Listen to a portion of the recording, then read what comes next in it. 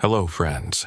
Did you know that nearly 80% of those who watch my videos aren't subscribed? If you enjoy the content, I'd truly appreciate it if you hit that subscribe button. It helps a lot. Also, don't forget to leave a like and share your thoughts in the comments. Your interaction not only supports the channel's growth, but also helps these stories reach more people. Thank you all for being here. By the way, where are you watching from? Let me know in the comments. Officer Sarah Rodriguez had been patrolling Manhattan's Lower East Side for 3 years when she first noticed the anomaly that would consume her life for the next 18 months. Working the 11 p.m. to 7 a.m. shift, she'd grown accustomed to the predictable rhythms of the city's nighttime economy. The restaurant workers heading home, the late-night commuters emerging from subway stations, the steady flow of delivery drivers navigating the maze of one-way streets with practiced efficiency. But on a sweltering Tuesday night in July 2019, Rodriguez observed something that didn't fit the established patterns of nocturnal New York behavior. At 2:43 a.m., while conducting a routine patrol through the Alphabet City section of her beat, Rodriguez noticed a man in his 30s walking slowly down Avenue B, carrying what appeared to be a large duffel bag. Nothing unusual in itself. The neighborhood attracted all types at all hours. But something about his movement pattern triggered her training in behavioral observation. The man wasn't walking with the purposeful stride of someone heading home from work, or the casual pace of someone out for a late-night stroll. He was moving with deliberate calculation, stopping every few buildings to examine doorways, fire escapes, and ground floor windows with the systematic attention of someone conducting surveillance. Rodriguez pulled her patrol car to the curb and observed the subject for several minutes through her passenger side mirror. The man's behavior became increasingly suspicious as he produced a small notebook and appeared to be documenting specific details about each building he examined, taking notes about security features, lighting conditions, and the presence or absence of doormen or security cameras. When the subject began attempting to access the rear courtyard of a residential building through an unlocked service gate, Rodriguez decided to make contact. NYPD, "Can I speak with you for a moment?" The man turned, showing no signs of surprise or alarm at being approached by police. He was average height and build, wearing dark clothing and carrying a worn canvas bag that appeared to contain various tools or equipment. His demeanor was calm, almost professional, as he responded to Rodriguez's approach. "Good evening, officer. Is there a problem?" "I've been watching you for the past few minutes. You seem to be examining buildings and taking notes. Can you explain what you're doing in this area?" The man's response was so perfectly reasonable that it almost disarmed Rodriguez's suspicion entirely. "I'm a freelance security consultant. I've been contracted to assess vulnerabilities in residential buildings for an insurance company. I do most of my work at night because it's easier to identify lighting problems and security gaps when it's dark." He produced business cards and what appeared to be official documentation supporting his explanation. The paperwork looked legitimate. Professional letterhead, official-seeming language, contact information for references that could presumably be verified during business hours. "Can I see some identification?" Rodriguez asked, maintaining professional courtesy while following standard procedure. The man provided a New York driver's license identifying him as David Morse, age 34, with an address in Queens. The license appeared authentic, and his appearance matched the photograph. His explanation for being in the neighborhood was plausible, and his documentation seemed legitimate. But Rodriguez's 3 years of experience working Manhattan's nighttime streets had taught her to trust subtle instincts that couldn't be easily rationalized. Something about the encounter felt rehearsed, as if Morse had prepared for exactly this type of police contact and had developed responses designed to deflect further investigation. "Mr. Morse, I'm going to need you to empty your bag so I can verify that you're carrying the type of equipment consistent with security consulting work." The request was reasonable under the circumstances, and Morse complied without hesitation. The bag contained items that supported his stated profession: a digital camera, measuring tape, a small flashlight, notebooks filled with what appeared to be security assessments, and various tools that could be used for testing locks, windows, and security systems. Everything about the encounter suggested a legitimate professional conducting authorized work in accordance with his claimed occupation. Rodriguez returned Morse's identification and documentation, advised him to carry proper authorization letters when working in residential areas to avoid future police contacts, and released him to continue his activities. But as she drove away, Rodriguez couldn't shake the feeling that she'd just encountered something significant that she hadn't properly understood. Morse's explanations had been too perfect, his documentation too convenient, his preparation for police contact too thorough for someone engaged in routine security consulting. Over the next several nights, Rodriguez found herself paying closer attention to late-night pedestrian activity in her patrol sector, looking for patterns or anomalies that might indicate coordinated surveillance or reconnaissance activities. Her heightened awareness was rewarded 3 nights later when she spotted Morse again, this time in a different neighborhood, engaged in similar building examination activities. The second encounter confirmed Rodriguez's suspicion that Morse's activities were more extensive and systematic than his initial explanation suggested. He was conducting detailed reconnaissance of residential buildings across multiple neighborhoods, documenting security vulnerabilities with a thoroughness that exceeded what would be necessary for routine insurance assessments. Rodriguez began documenting her observations of Morse's activities, creating a file that would grow over the following weeks as she tracked his movements and gradually understood the scope of his operations. What she discovered would eventually expose a criminal enterprise that had been operating undetected in New York City for over 2 years, exploiting exactly the type of systematic vulnerabilities that Morse was documenting during his nocturnal reconnaissance missions. But first, Rodriguez had to overcome the challenge of investigating someone whose activities appeared entirely legal, and whose explanations were consistently plausible to supervisors who hadn't observed the subtle patterns that were becoming increasingly apparent to her trained eye. Rodriguez's growing suspicion about David Morse's activities led her to conduct unauthorized surveillance during her off-duty hours, a decision that violated department policy but reflected her conviction that she was observing something significant that required investigation. Using her personal vehicle and civilian clothes, Rodriguez began tracking Morse's movements across Manhattan during the late-night hours when his activities were most active.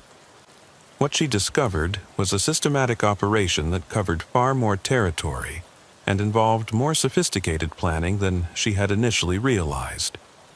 Morse wasn't working alone. Rodriguez identified at least 3 other individuals engaged in similar reconnaissance activities across different neighborhoods in Manhattan and the outer boroughs.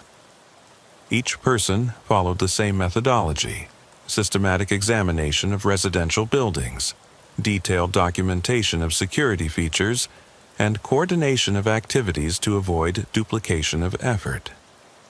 The scope of their operation became clearer as Rodriguez mapped their activities across the city. They were conducting comprehensive security assessments of hundreds of residential buildings, creating what amounted to a detailed vulnerability database for high-value residential targets throughout New York. Rodriguez's investigation was complicated by the fact that she couldn't officially document her surveillance activities without explaining why she was conducting unauthorized investigations during her off-duty time. Her supervisors would require justification for the resources and time she was investing in what appeared to be surveillance of individuals engaged in legitimate business activities. The breakthrough came when Rodriguez observed Morse meeting with two other individuals in a 24-hour diner on the Lower East Side at 3:30 a.m. on a Wednesday morning. The meeting lasted 47 minutes and involved detailed discussion of specific buildings, with participants consulting notebooks and what appeared to be building floor plans or architectural drawings. Rodriguez positioned herself where she could observe the meeting without being detected, using her phone to photograph the participants and document their interaction. The level of coordination and detailed planning evident in their discussion convinced her that this was something significantly more sophisticated than routine security consulting. Following the meeting, Rodriguez tracked one of the other participants to a storage facility in Queens, where he accessed a unit containing what appeared to be extensive files, maps, and equipment that suggested a much larger operation than the freelance security consulting that Morse had described. Rodriguez faced a critical decision about how to proceed with her investigation. The evidence she had gathered through unauthorized surveillance might not be admissible in court, and her supervisors might question her methods if she couldn't provide legitimate justification for her activities. But her concern about the scope and sophistication of what she was observing outweighed her worry about potential disciplinary action. Rodriguez decided to contact Detective Lieutenant Michael Santos, a supervisor known for supporting proactive police work and encouraging officers to investigate suspicious patterns even when they couldn't immediately articulate specific crimes. "Lieutenant, I've been tracking some individuals who appear to be conducting systematic reconnaissance of residential buildings across multiple neighborhoods. Their activities are technically legal, but the scope and coordination suggest something beyond legitimate security consulting." Santos listened to Rodriguez's description of her observations and reviewed the photographs and notes she had accumulated during her surveillance activities. His experience with organized crime investigations helped him recognize patterns that suggested criminal enterprise rather than legitimate business activities. "Officer Rodriguez, what you're describing sounds like intelligence gathering for a sophisticated burglary or home invasion operation. The systematic documentation of security vulnerabilities across multiple neighborhoods suggests preparation for coordinated criminal activities." Santos authorized Rodriguez to continue her investigation with official departmental support, assigning additional resources to help track the suspected reconnaissance network and identify their ultimate objectives. The investigation was classified as a potential organized crime operation, allowing access to specialized surveillance equipment and coordination with other law enforcement agencies. The expanded investigation revealed that Morse and his associates were part of a larger criminal organization that specialized in high-value residential burglaries, targeting wealthy individuals in Manhattan and the outer boroughs. Their reconnaissance activities were designed to identify properties with valuable contents, minimal security measures, and predictable occupancy patterns that would allow safe access during specific time windows. But the true scope of their operation was even more disturbing than Rodriguez had initially suspected. The organization wasn't just planning burglaries. They were conducting comprehensive intelligence gathering that included monitoring residents' daily routines, financial activities, and personal relationships to identify optimal targets and timing for their operations. Rodriguez's investigation had uncovered a criminal enterprise that represented a new evolution in organized burglary operations, using professional-level intelligence gathering techniques to identify and exploit vulnerabilities in New York's residential security infrastructure. The expanded investigation into David Morse's reconnaissance network revealed an operation of unprecedented sophistication in the history of New York residential crime.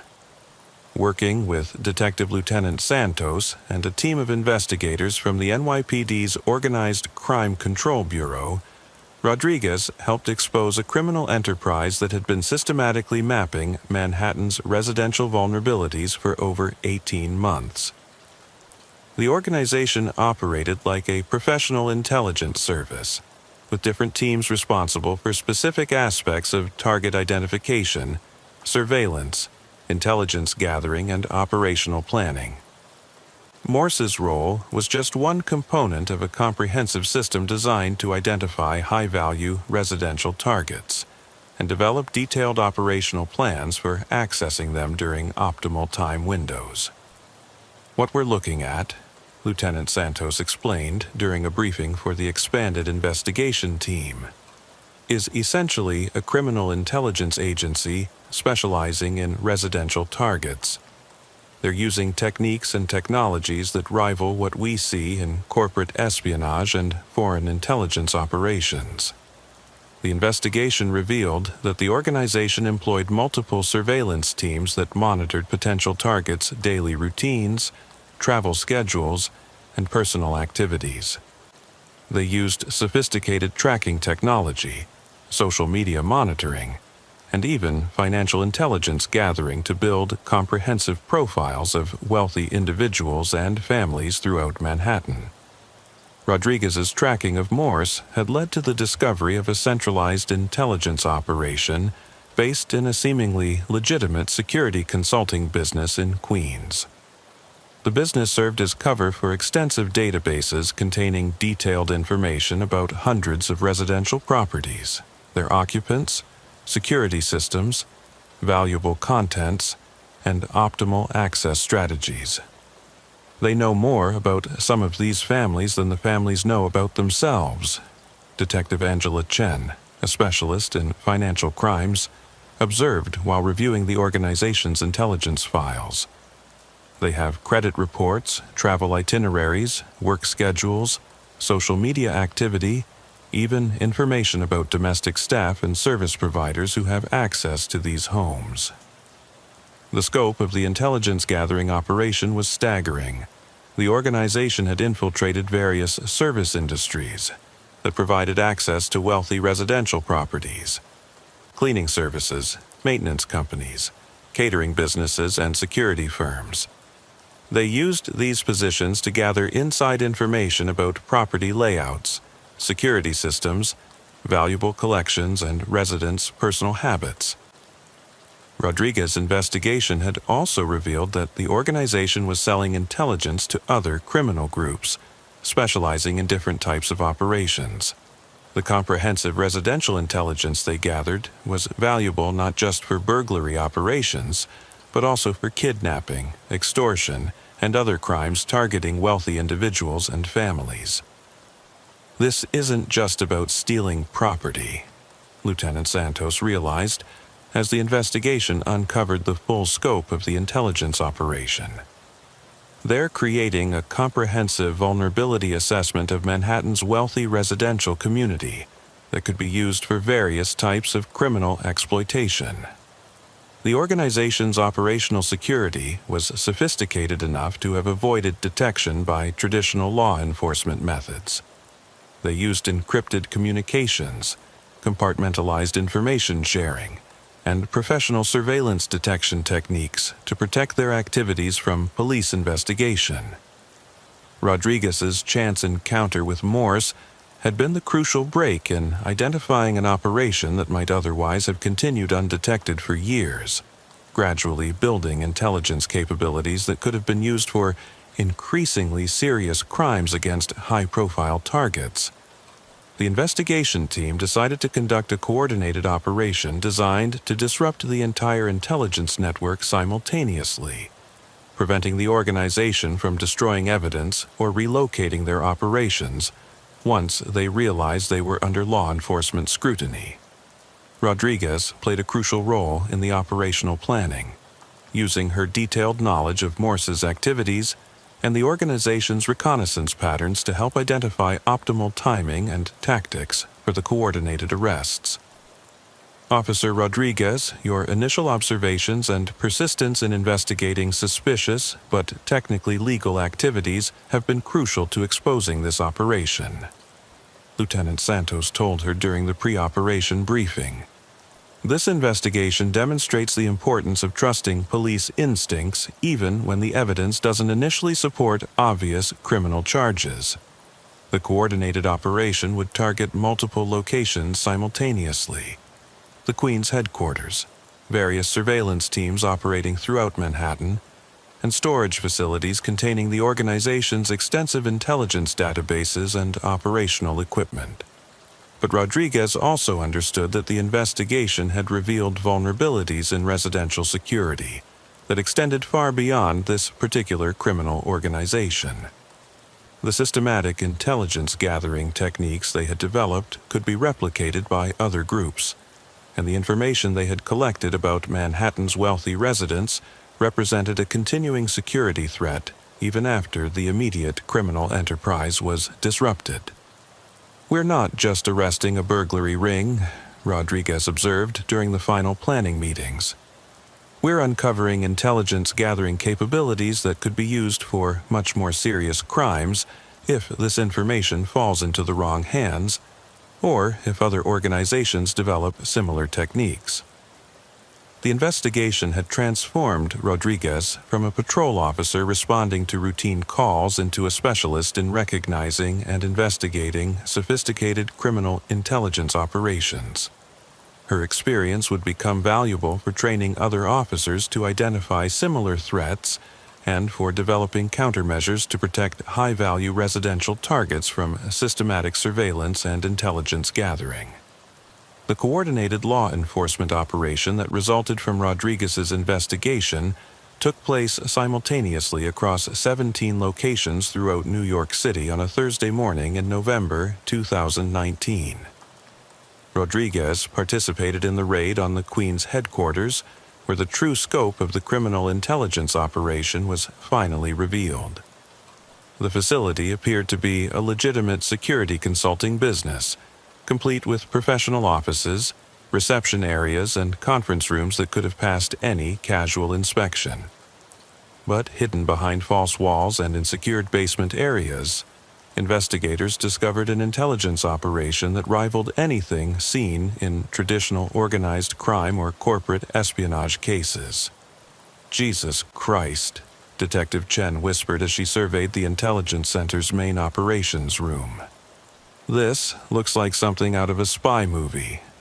The walls were covered with detailed maps of Manhattan marked with hundreds of residential properties, each coded with symbols indicating wealth levels, security measures, occupancy patterns, and operational vulnerability assessments. Computer workstations displayed sophisticated databases containing personal information about thousands of individuals and families throughout the city. Rodriguez examined files that contained disturbingly detailed intelligence about specific targets.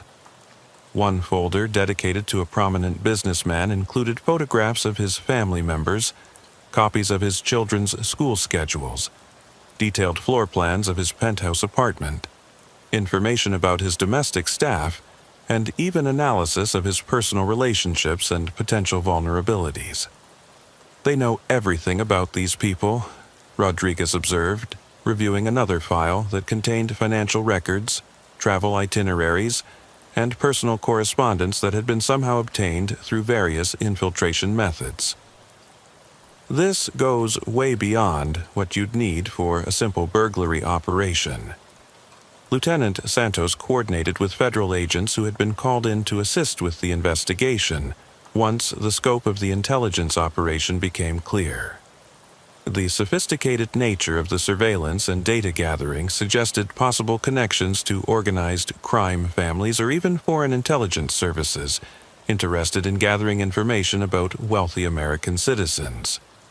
The arrest operation yielded 16 individuals, including David Morse and the other surveillance operatives that Rodriguez had identified during her investigation. But interrogation of the suspects revealed that the organization was even larger than law enforcement had realized, with additional cells operating in other cities, and coordination with criminal networks across multiple states. "This appears to be a franchised operation," FBI Special Agent Rebecca Martinez explained during the post-arrest briefing. The New York cell was just one component of a national network that specializes in residential intelligence gathering for various criminal purposes. The intelligence databases seized during the raids contained information about over 3,000 residential properties and more than 8,000 individuals throughout the New York metropolitan area. The level of detail was extraordinary. Some files contained information that even close family members wouldn't typically know about the targets. Rodriguez's review of the databases revealed that her own apartment building had been surveilled and assessed, along with information about her work schedule, personal relationships, and daily routines. The discovery that she had been under surveillance while investigating the organization added a personal dimension to her understanding of their capabilities. They identified you as a potential threat early in your investigation, Lieutenant Santos told Rodriguez when the surveillance of her own activities was discovered. The fact that they continued their operations despite knowing you were watching suggests either arrogance or confidence that their legal cover would protect them from police investigation. The investigation also revealed that the organization had successfully conducted numerous high-value burglaries and other crimes using the intelligence they had gathered. Property crimes totaling over $15 million in value were eventually connected to their operations, but the true scope of their criminal activities was likely much larger. More disturbing was the discovery that they had been selling intelligence to other criminal organizations specializing in kidnapping, extortion, and identity theft. The residential surveillance network had created a marketplace for criminal intelligence that enabled various types of crimes against wealthy targets throughout the city. "We've disrupted one network," Agent Martinez cautioned during the investigation debrief. But the techniques they developed and the intelligence they gathered represent continuing threats. Other organizations could use similar methods, and the information they collected about these families doesn't disappear just because we've arrested the people who gathered it. Rodriguez's role in the investigation had evolved from patrol officer to specialist consultant, helping federal agents understand the operational methods and surveillance techniques that the organization had used. Her detailed knowledge of their reconnaissance patterns was crucial to identifying additional criminal activities and understanding how similar networks might operate in the future. The case also highlighted vulnerabilities in residential security that extended far beyond traditional law enforcement concerns. The organization had exploited gaps between private security measures and public law enforcement capabilities, operating in spaces where their activities appeared legal but were actually components of sophisticated criminal enterprises. Officer Rodriguez, your instincts and persistence in investigating activities that appeared legal but felt wrong have been crucial to exposing this operation, Agent Martinez told her during the case conclusion briefing. This investigation demonstrates the importance of trusting police intuition, even when the evidence doesn't obviously support criminal charges. The success of the investigation led to Rodriguez being assigned to a specialized unit focusing on identifying and investigating sophisticated criminal surveillance operations. Her experience became the foundation for training programs designed to help other officers recognize similar threats and develop techniques for investigating organized intelligence gathering activities. But the personal impact of learning that she had been under surveillance throughout her investigation remained troubling. The knowledge that her daily routines, personal relationships, and professional activities had been monitored and documented by sophisticated criminal adversaries created lasting concerns about privacy and security that affected her approach to both police work and personal life. 6 months after the coordinated arrests that dismantled the residential intelligence network, Rodriguez found herself working with federal agencies to understand the broader implications of what they had discovered. The investigation had revealed not just a criminal enterprise, but a new category of organized crime that exploited the intersection of technology, social media, and urban residential vulnerability. the intelligence databases seized during the raids continued to yield disturbing discoveries, as analysts worked through the massive amount of information the organization had accumulated. The depth and accuracy of their surveillance was unprecedented in civilian law enforcement experience, raising questions about how such comprehensive intelligence gathering had been conducted without detection. They had better information about some of these families than their own security services did, Detective Chen observed during a briefing on the ongoing analysis. They knew things about daily routines, family relationships, and personal vulnerabilities that would have required months of intensive surveillance for each target. The investigation revealed that the organization had infiltrated numerous service industries that provided legitimate access to wealthy residential properties. Cleaning services, maintenance companies, security firms, catering businesses, and even dog-walking services had been penetrated by operatives who used their positions to gather intelligence about clients and their properties. Rodriguez worked with federal agents to identify and interview these infiltrators, many of whom had been recruited through legitimate employment, but gradually corrupted through financial incentives to provide additional information about their wealthy clients. The scary part, Rodriguez explained during a training session for residential security professionals, is how they exploited normal business relationships to gather intelligence. People trusted them because they were providing legitimate services, but that trust was being systematically abused to collect information for criminal purposes. The psychological profiles of the organization's operatives revealed sophisticated recruitment and training methods that selected individuals based on their ability to blend into various social and professional environments. Many had backgrounds in legitimate security, investigation, or service industries that provided cover for their intelligence-gathering activities. Rodriguez's analysis of their operational methods led to the development of new training programs for law enforcement agencies, focusing on recognizing sophisticated surveillance operations that used legal business activities as cover for criminal intelligence gathering. Traditional police training focuses on obvious criminal behavior, Rodriguez told a gathering of law enforcement professionals. But these operators were conducting criminal reconnaissance using methods that appeared completely legitimate. We need to develop new instincts for recognizing systematic intelligence gathering that's disguised as normal business activities. The federal investigation also revealed connections between the New York network and similar operations in other major cities. The organizational model was being replicated across the country, creating a national infrastructure for criminal intelligence gathering that targeted wealthy residential communities in multiple states. FBI analysis suggested that the residential surveillance networks were components of a larger criminal ecosystem that included money laundering operations, international organized crime connections, and even potential foreign intelligence interests in gathering information about wealthy American citizens. We're looking at organized crime evolution, Agent Martinez explained during a multi-agency briefing. Traditional organized crime focused on specific criminal activities: drugs, gambling, extortion. These networks are creating criminal intelligence capabilities that can be applied to multiple types of operations.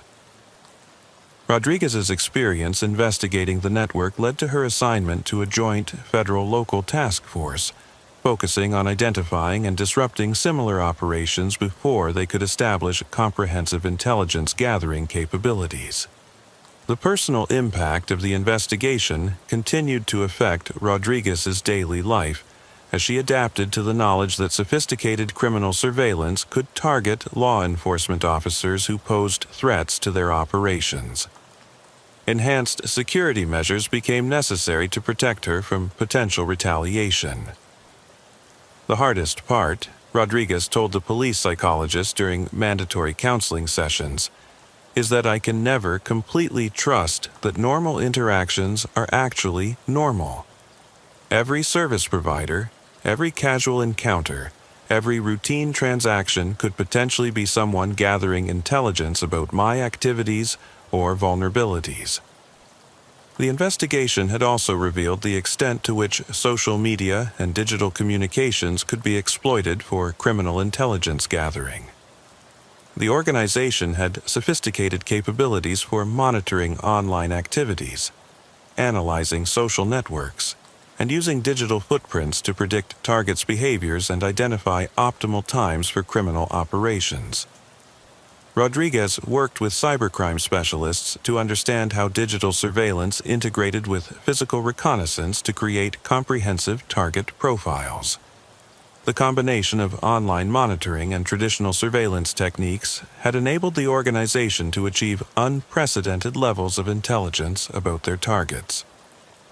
They knew when people would be home, when they'd be traveling, what valuables they owned, who had access to their properties, and even personal information that could be used for social engineering or extortion, Rodriguez explained during a presentation on digital security.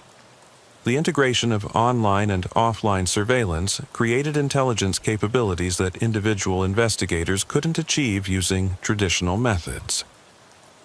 The training programs that emerged from Rodriguez's investigation emphasized the importance of recognizing patterns in seemingly legitimate activities that might indicate systematic intelligence gathering. Law enforcement agencies across the country implemented new protocols for identifying and investigating sophisticated surveillance operations. But the investigation also highlighted fundamental vulnerabilities in urban residential security that couldn't be addressed through law enforcement alone. The organization had exploited gaps between individual security measures and systemic protection that required coordination between private security services, law enforcement agencies, and residential communities. We can arrest individual criminal networks, Rodriguez observed during policy discussions with city officials, but the vulnerabilities they exploited remain. Wealthy residential communities need better coordination between private security and public law enforcement to detect and prevent systematic intelligence gathering operations. 2 years after the original investigation, Rodriguez was contacted by federal cybercrime specialists who had detected what appeared to be the next evolution of the residential surveillance networks she had helped expose. The new operations had adapted to law enforcement countermeasures by shifting toward digital intelligence gathering that was even more difficult to detect and investigate. They've gone largely digital, FBI Cyber Division agent David Park explained during a briefing at the federal building in Lower Manhattan. Instead of physical surveillance and infiltration of service industries, they're using sophisticated online techniques to gather the same types of intelligence about wealthy targets. The new networks had developed artificial intelligence systems that could monitor social media activities, analyze financial transactions, track digital communications, and even monitor smart home devices to gather comprehensive intelligence about potential targets without requiring physical presence or human infiltration. Rodriguez studied examples of the new digital surveillance techniques with growing concern about the implications for both law enforcement and residential security. The artificial intelligence systems could process vast amounts of digital information to identify patterns and vulnerabilities that would have required armies of human operatives using traditional methods.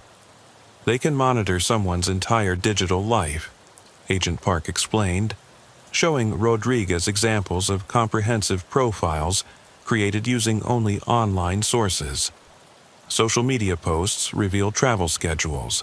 Financial app usage indicates spending patterns.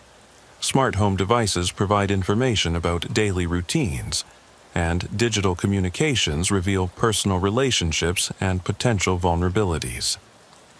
The sophistication of the digital surveillance was remarkable in its comprehensiveness and efficiency. Artificial intelligence systems could analyze thousands of potential targets simultaneously, identifying the most valuable and vulnerable candidates for criminal operations without requiring the extensive human resources that physical surveillance networks had demanded. Rodriguez's expertise in recognizing systematic intelligence gathering patterns proved valuable for understanding how the digital operations functioned. But the new techniques presented challenges that traditional law enforcement methods were not equipped to address. The legal framework for investigating digital surveillance is much more complex than physical surveillance, Agent Park explained. Many of these techniques use information that's publicly available or obtained through methods that aren't obviously illegal, making it difficult to obtain warrants or build criminal cases. The investigation revealed that the digital surveillance networks were selling intelligence to various criminal organizations specializing in different types of operations. The comprehensive digital profiles they created were valuable for burglary operations, kidnapping planning, identity theft, financial fraud, and even espionage activities. Rodriguez worked with federal agents to develop new techniques for identifying and investigating digital surveillance networks, but the technical complexity of the operations required expertise that traditional law enforcement agencies lacked. We need cybercrime specialists who understand both the technical aspects of digital surveillance and the criminal applications of the intelligence being gathered, Rodriguez observed during planning meetings for the expanded investigation. The new digital networks had also internationalized their operations, using servers and infrastructure located in countries with limited law enforcement cooperation to protect their activities from American police investigation. The global nature of digital communications made it much more difficult to disrupt their operations using traditional law enforcement methods. Rodriguez's role in the investigation evolved toward developing training programs that could help law enforcement agencies recognize and investigate digital intelligence gathering operations. But she also recognized that the technical sophistication of the new threats exceeded the capabilities of local police departments. We're fighting a technological war with traditional law enforcement tools, Rodriguez told Lieutenant Santos during a discussion about resource allocation for cybercrime investigations. These organizations have artificial intelligence systems and international infrastructure that we can't match using conventional police techniques. The investigation also revealed that Rodriguez's own digital communications and online activities had been monitored by the new surveillance networks, which had identified her as a threat based on her previous investigation of their physical surveillance operations.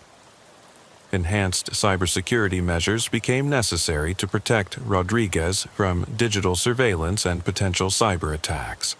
But the measures also highlighted how thoroughly modern life could be monitored and analyzed by sophisticated adversaries with appropriate technical capabilities. The digital evolution of these surveillance networks represents a fundamental shift in organized crime, Agent Park concluded during the investigation briefing. They're using artificial intelligence and global digital infrastructure to achieve intelligence gathering capabilities that exceed what physical surveillance networks could accomplish. Rodriguez's experience with both physical and digital surveillance networks made her a valuable consultant for federal agencies developing comprehensive approaches to protecting high-value targets from systematic intelligence gathering. But the evolution of the threats continued to outpace the development of effective countermeasures.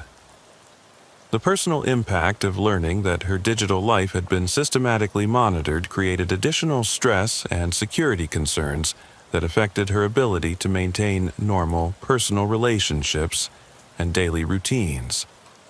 I can't escape the feeling that I'm constantly being watched and analyzed, Rodriguez told the police psychologist during their sessions. Every digital interaction, every online activity, every electronic communication could potentially be monitored by sophisticated adversaries who see me as a threat to their operations. 3 years after her initial investigation, Rodriguez was recruited by Interpol to participate in an international task force investigating what had evolved into a global network of criminal intelligence operations targeting wealthy individuals and families across multiple countries. The investigation had revealed that the residential surveillance techniques pioneered in New York had been exported to criminal organizations throughout Europe, Asia, and Latin America, creating an international infrastructure for systematic intelligence gathering that threatened high-value targets worldwide. What you discovered in Manhattan was just one node in a global network, Interpol coordinator Elena Vasquez explained during Rodriguez's briefing at the organization's headquarters in Lyon, France. The operational methods and technologies have been replicated across dozens of countries, creating criminal intelligence capabilities that operate across international boundaries. The global nature of the network created jurisdictional challenges that traditional law enforcement agencies were not equipped to address. Criminal organizations could gather intelligence in one country, plan operations in another, and execute crimes in a third, using international boundaries to protect their activities from coordinated law enforcement response. Rodriguez's expertise in recognizing systematic intelligence gathering patterns was valuable for training international law enforcement agencies. But the cultural and legal differences between countries complicated efforts to develop unified approaches to investigating and disrupting global criminal surveillance networks. The techniques that worked for investigating the New York network don't necessarily translate to other legal systems and cultural contexts, Rodriguez observed during training sessions with European police agencies. We need to adapt our methods to work within different legal frameworks while maintaining the ability to recognize and investigate sophisticated surveillance operations. The international investigation revealed that the global network had developed specialized capabilities for targeting different types of high-value individuals based on regional characteristics and vulnerabilities. European operations focused on corporate executives and government officials. Asian networks targeted technology entrepreneurs and manufacturing leaders, while Latin American operations concentrated on natural resource industry figures and political leaders. Rodriguez worked with international colleagues to understand how cultural differences affected the operational methods used by criminal surveillance networks in different regions. But the fundamental principles of systematic intelligence gathering remained consistent across all areas. The core methodology is the same everywhere, Rodriguez explained during an international law enforcement conference. They identify high-value targets, gather comprehensive intelligence about their vulnerabilities, and develop detailed operational plans for exploiting that intelligence. The specific techniques vary based on local conditions, but the systematic approach is universal.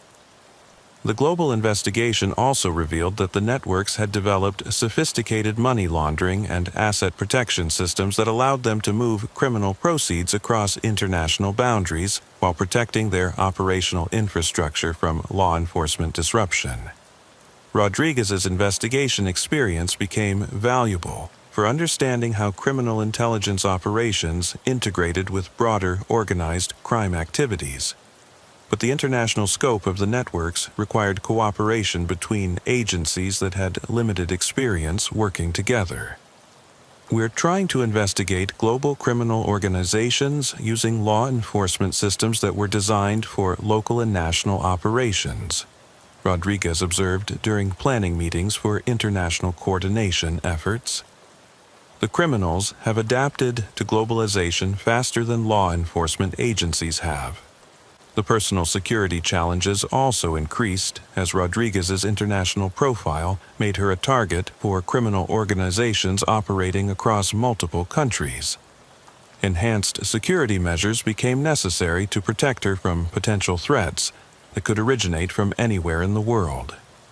The global nature of these networks means that threats could come from any direction, the security specialist assigned to protect Rodriguez explained. Your expertise makes you valuable to law enforcement agencies worldwide, but it also makes you a target for criminal organizations that see you as a threat to their operations. The international investigation led to coordinated operations across 17 countries, resulting in hundreds of arrests and the disruption of criminal intelligence networks that had been operating for years without detection. But the success also revealed how quickly the networks could adapt and relocate their operations to avoid law enforcement disruption. "We've disrupted existing networks," Coordinator Vasquez explained during the post-operation briefing. But the operational methods and technologies they developed are being replicated by new organizations that learn from our enforcement actions and adapt their techniques to avoid detection. Rodriguez's role in the international investigation established her as a leading expert on criminal surveillance networks. But it also highlighted the ongoing nature of the threat and the need for continuous adaptation of law enforcement methods to address evolving criminal techniques. The global scope of the investigation had revealed that systematic intelligence gathering had become a foundational capability for modern organized crime, enabling various types of criminal operations while creating new categories of threats that traditional law enforcement methods struggled to address effectively. 4 years after her initial encounter with David Morse, Rodriguez found herself at the center of what federal agencies had begun calling the technology war, an escalating conflict between criminal organizations using advanced surveillance technologies and law enforcement agencies struggling to develop effective countermeasures. The criminal intelligence networks had evolved far beyond the physical and digital surveillance techniques that Rodriguez had originally investigated. They now employed artificial intelligence systems, quantum encryption, deepfake technology, and even satellite surveillance capabilities that rivaled those available to government intelligence agencies. "We're not just fighting criminals anymore," NSA Liaison Officer Colonel James Mitchell explained during a classified briefing at the Pentagon. "These organizations have developed intelligence capabilities that pose national security threats. They're using technologies that can penetrate government security systems and gather intelligence about officials, military personnel, and classified operations." Rodriguez's expertise in recognizing systematic surveillance patterns had made her valuable to national security agencies, investigating how criminal intelligence networks had acquired and deployed military-grade surveillance technologies. The investigation revealed connections between organized crime groups and foreign intelligence services that were sharing advanced surveillance capabilities. "The line between organized crime and espionage has disappeared," Colonel Mitchell continued. "Criminal organizations are conducting intelligence operations that serve both criminal purposes and foreign intelligence objectives. They're gathering information about American citizens, government officials, and military personnel that could be used for various types of hostile activities." The national security implications of advanced criminal surveillance required Rodriguez to receive security clearances and undergo extensive background investigations that reflected the sensitive nature of the threats being investigated. Her personal life became subject to continuous monitoring and security measures that protected her from threats while also restricting her freedom and privacy. Rodriguez worked with NSA technical specialists to understand how criminal organizations had acquired and deployed sophisticated surveillance technologies that were supposed to be restricted to government agencies. The investigation revealed a complex network of defense contractors, technology companies, and intelligence personnel who were providing advanced capabilities to criminal organizations. The same technologies that protect national security can be used to threaten it. Dr. Sarah Kim, an NSA technical analyst, explained during Rodriguez's security briefing. Quantum encryption can protect criminal communications from law enforcement interception. Artificial intelligence can analyze vast amounts of surveillance data to identify government vulnerabilities. satellite surveillance can monitor military installations and government facilities. The technology war required Rodriguez to develop expertise in advanced surveillance methods that exceeded anything available to traditional law enforcement agencies. Her training included classified programs on quantum communications, artificial intelligence analysis, and satellite surveillance that reflected the sophisticated nature of the criminal threats being investigated.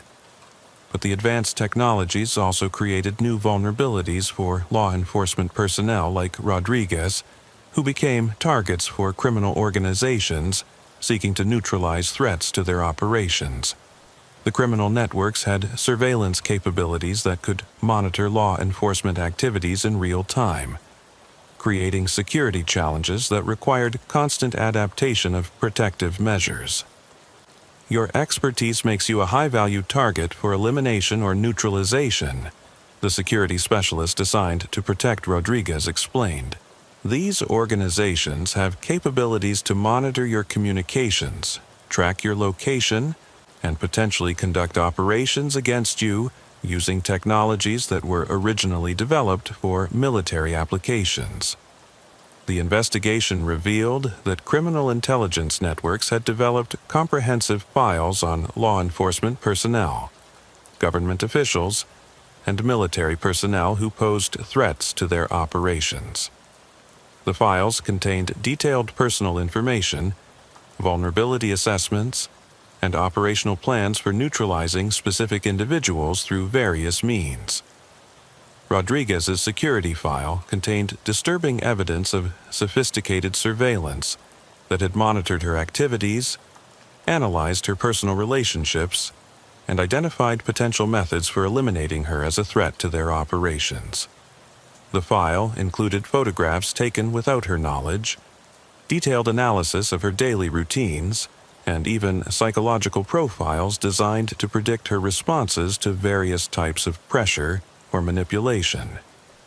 They know everything about you, Colonel Mitchell told Rodriguez during a security briefing. Your family members, your personal relationships, your financial situation, your professional vulnerabilities. They've conducted the same type of comprehensive intelligence gathering on you that they used against their criminal targets. The discovery that she had been under such intensive surveillance created a profound sense of violation that affected Rodriguez's ability to maintain normal personal relationships and daily routines. Every aspect of her life had been analyzed and documented by sophisticated adversaries who saw her as an obstacle to their criminal operations. Enhanced security measures included relocation to a secure housing facility, continuous protective surveillance, and restricted communication protocols that isolated Rodriguez from normal social interactions while protecting her from potential threats. The technology war has made traditional law enforcement obsolete, Rodriguez observed during a classified briefing on future threats. When criminal organizations have intelligence capabilities that exceed those available to local police departments, conventional policing methods become ineffective for investigating sophisticated criminal operations. The national security investigation led to the development of new law enforcement capabilities that integrated military and intelligence technologies with traditional police methods. Rodriguez became a consultant for programs designed to prepare law enforcement agencies for conflicts with criminal organizations using advanced surveillance and intelligence technologies. But the evolution of criminal capabilities continued to outpace the development of law enforcement countermeasures. Each advance in protective technology was met with corresponding improvements in criminal surveillance and intelligence gathering methods. We're fighting an arms race that we're losing, Rodriguez told federal officials during strategic planning meetings. Every defensive measure we develop prompts them to acquire more sophisticated offensive capabilities. They have access to the same advanced technologies that we're using to protect against them. The investigation also revealed that criminal intelligence networks were selling their surveillance capabilities to foreign intelligence services. creating national security threats that extended far beyond traditional organized crime activities. The comprehensive intelligence they gathered about American citizens, government officials, and military personnel was valuable to hostile foreign governments seeking to identify vulnerabilities in American security. Rodriguez's expertise became crucial to national security efforts to protect critical personnel from systematic surveillance and intelligence gathering. But the scope of the threat exceeded the capabilities of any single law enforcement agency or government department. The criminal intelligence networks have become a national security infrastructure that serves multiple hostile interests, Colonel Mitchell explained during congressional testimony on emerging threats. They're gathering intelligence that could be used for criminal operations, espionage activities, terrorism planning, or foreign influence operations. The personal cost of Rodriguez's involvement in the technology war included permanent separation from her previous life and relationships. The security measures necessary to protect her from sophisticated criminal surveillance required her to assume a new identity and relocate to a protected environment where her activities could be continuously monitored and secured. "I've become a prisoner of my own expertise," Rodriguez told the government psychologist assigned to help her adapt to her new circumstances.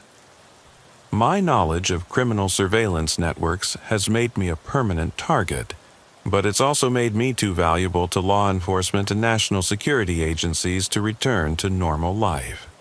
The ongoing nature of the technology war meant that Rodriguez's expertise would continue to be needed as criminal organizations developed even more sophisticated surveillance and intelligence capabilities.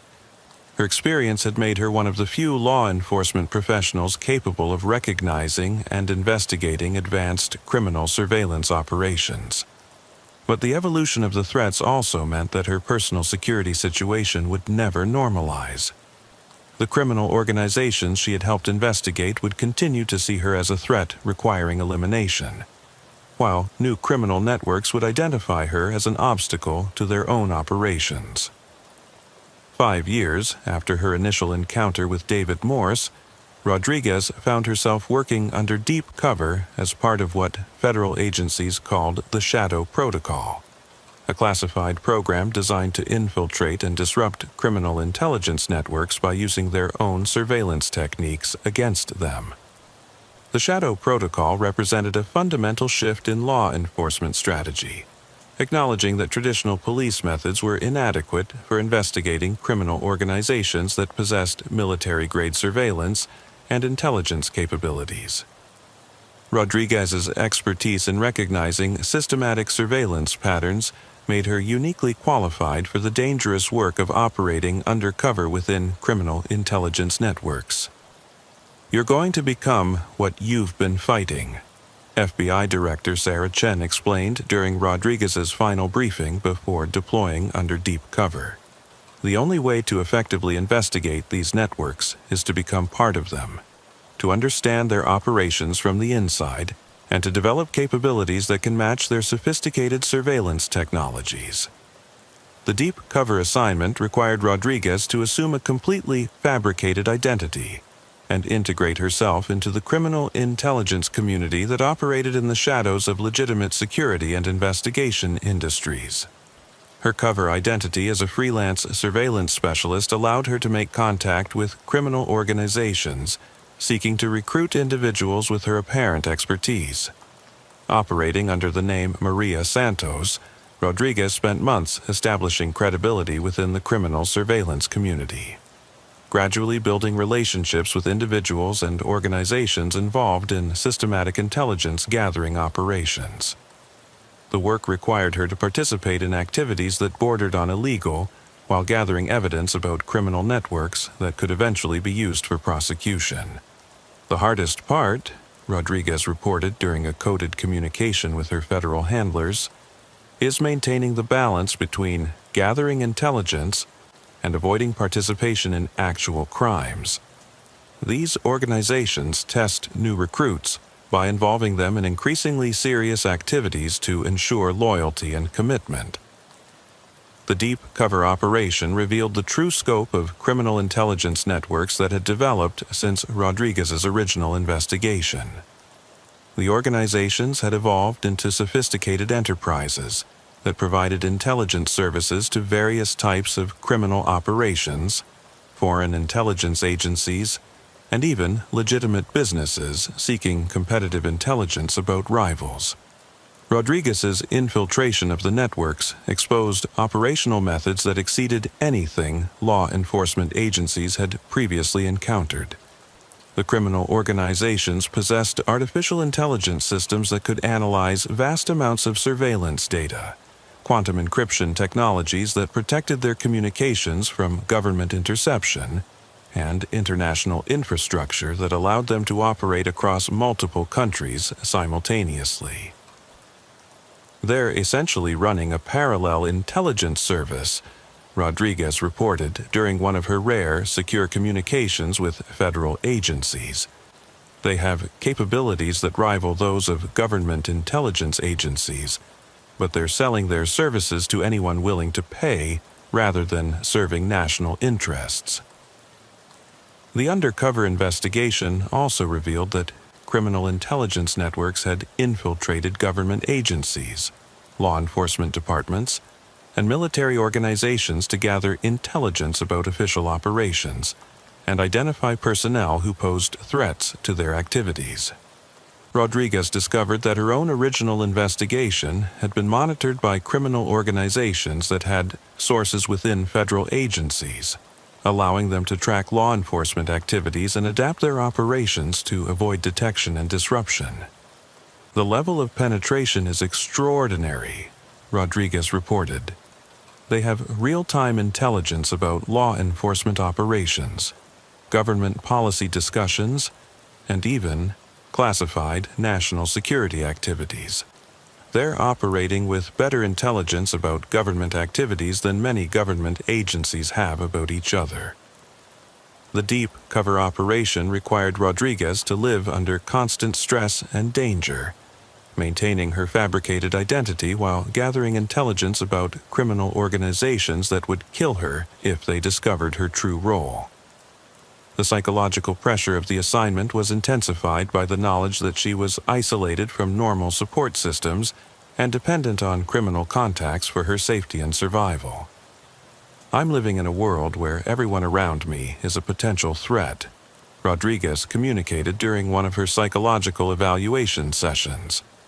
My survival depends on convincing dangerous people that I'm someone I'm not, while gathering information that could eventually be used to destroy their operations.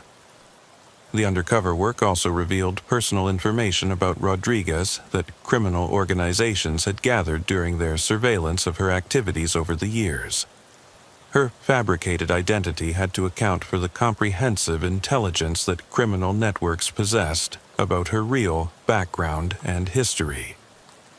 They know more about my actual life than my cover identity, Rodriguez realized during the operation. I have to constantly adapt my story to account for the fact that they have detailed files about my real activities and relationships. The Shadow Protocol operation eventually gathered sufficient intelligence to conduct coordinated strikes against multiple criminal intelligence networks simultaneously. But the success also exposed Rodriguez to retaliation from organizations that realized they had been infiltrated and compromised. Rodriguez's extraction from the undercover operation required elaborate security measures to protect her from criminal organizations seeking revenge for her role in disrupting their activities. The end of the assignment marked the beginning of a new phase of her career, working in classified programs that remained hidden from public knowledge. Your undercover work has provided crucial intelligence about criminal surveillance networks, Director Chen told Rodriguez during her post-operation debrief. But it's also made you a permanent target for retaliation from organizations that now know you were responsible for major disruptions to their operations. The Shadow Protocol had succeeded in gathering intelligence and disrupting criminal networks. but it had also revealed the extent to which criminal organizations had penetrated government agencies and law enforcement departments. The ongoing security threats meant that Rodriguez's involvement in classified operations would continue indefinitely. 7 years after her first encounter with David Morse on a routine patrol in Manhattan's Lower East Side, Rodriguez found herself working in a classified facility beneath the Federal Building in Lower Manhattan, coordinating what had become a permanent conflict between law enforcement agencies and criminal intelligence networks that operated with increasing sophistication and international scope. The facility, known only as the Urban Security Operations Center, represented the evolution of traditional policing into something that resembled intelligence warfare more than conventional law enforcement. Rodriguez's expertise in recognizing and investigating systematic surveillance operations had made her a crucial figure in protecting American cities from criminal organizations that possessed capabilities formerly associated only with hostile foreign governments. "We're fighting a war that most people don't know exists," Rodriguez explained to a new analyst joining the center's operations. "Criminal organizations are conducting intelligence operations against American citizens, government officials, and law enforcement personnel using technologies and methods that exceed what most people think is possible." Rodriguez's daily work involved analyzing intelligence reports from sources around the world, coordinating with international law enforcement agencies, and developing countermeasures against criminal surveillance networks that operated across multiple countries and jurisdictions. The criminal organizations had continued to evolve their capabilities, developing artificial intelligence systems that could conduct comprehensive surveillance and intelligence analysis automatically, quantum communication networks that were immune to government interception, and even space-based surveillance capabilities that allowed them to monitor targets anywhere on Earth. The gap between criminal capabilities and law enforcement resources continues to widen, Rodriguez observed during a briefing for senior government officials. They have access to technologies and resources that allow them to operate with impunity in most situations, while law enforcement agencies struggle to develop effective countermeasures. The Urban Security Operations Center represented an attempt to create law enforcement capabilities that could match the sophistication of criminal intelligence networks, but the effort required resources and technologies that pushed the boundaries of what democratic societies considered acceptable for police activities. Rodriguez worked with NSA technical specialists, CIA operations officers, and military intelligence analysts to develop methods for protecting American cities from criminal organizations that possessed capabilities formerly associated only with foreign intelligence services. "We're using intelligence community methods to investigate criminal organizations," Rodriguez explained to congressional oversight committees during classified briefings. "The traditional boundaries between law enforcement and intelligence operations have disappeared, because the threats we're facing exceed what traditional policing methods can address." The personal cost of Rodriguez's career had included permanent separation from normal civilian life and relationships. The security measures necessary to protect her from sophisticated criminal surveillance required her to live under constant protection and monitoring that isolated her from ordinary social interactions. "I've become a professional target," Rodriguez told the government psychologist during one of their regular sessions. "My expertise is valuable to law enforcement and national security agencies, but it's also made me a permanent threat to criminal organizations that see me as an obstacle to their operations." The ongoing nature of the conflict meant that Rodriguez's work would continue indefinitely, as criminal organizations developed new capabilities, and law enforcement agencies struggled to maintain pace with evolving threats. Her original observation of suspicious behavior during a routine patrol had led to the discovery of criminal intelligence networks that threatened the security of American cities and the safety of wealthy citizens who became targets for systematic surveillance and criminal exploitation. Everything started with trusting my instincts about something that looked legal but felt wrong, Rodriguez reflected during a training session for new officers. The lesson is that modern criminal organizations are sophisticated enough to operate within legal boundaries while conducting activities that threaten public safety and national security. The Urban Security Operations Center had become Rodriguez's permanent assignment, coordinating intelligence and operations against criminal surveillance networks that continued to evolve and adapt to law enforcement countermeasures. But the work also required her to maintain awareness that the methods necessary to fight sophisticated criminal organizations could themselves pose threats to the privacy and civil liberties that democratic societies were designed to protect. We are walking a narrow line between protecting people from criminal surveillance and creating government surveillance capabilities that could threaten the freedoms we're trying to protect, Rodriguez observed during policy discussions about the future of urban security operations. The balance between security and freedom remained an ongoing challenge, as criminal organizations continued to develop capabilities that required corresponding evolution in law enforcement methods and technologies.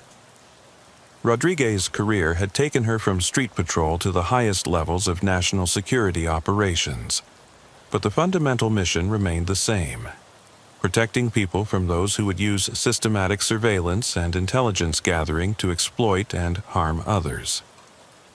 10 years after Officer Sarah Rodriguez first noticed David Morse examining buildings with suspicious attention to security details, she sat in her secure office overlooking the East River, reviewing intelligence reports that revealed how far the conflict between law enforcement and criminal surveillance networks had evolved.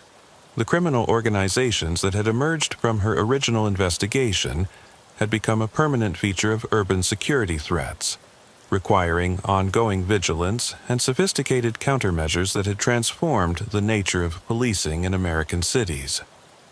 Rodriguez's expertise had made her one of the most valuable assets in the ongoing effort to protect civilians from systematic criminal surveillance, but it had also made her a permanent target for organizations that saw her as a threat to their operations. "The work continues," Rodriguez wrote in her final report as she prepared for another deep cover assignment that would take her into the international criminal intelligence community. "The threats evolve, the technologies advance, but the fundamental mission remains the same: protecting people from those who would use surveillance and intelligence gathering to exploit their vulnerabilities." Her personal life had been completely absorbed into her professional mission, with security requirements that made normal relationships and activities impossible. The price of expertise in recognizing and fighting criminal surveillance had been the loss of privacy and normalcy in her own life. But Rodriguez understood that the work was necessary to protect others from the systematic exploitation that criminal intelligence networks represented. Her original instincts about suspicious behavior had led to the discovery of threats that most people never realized existed.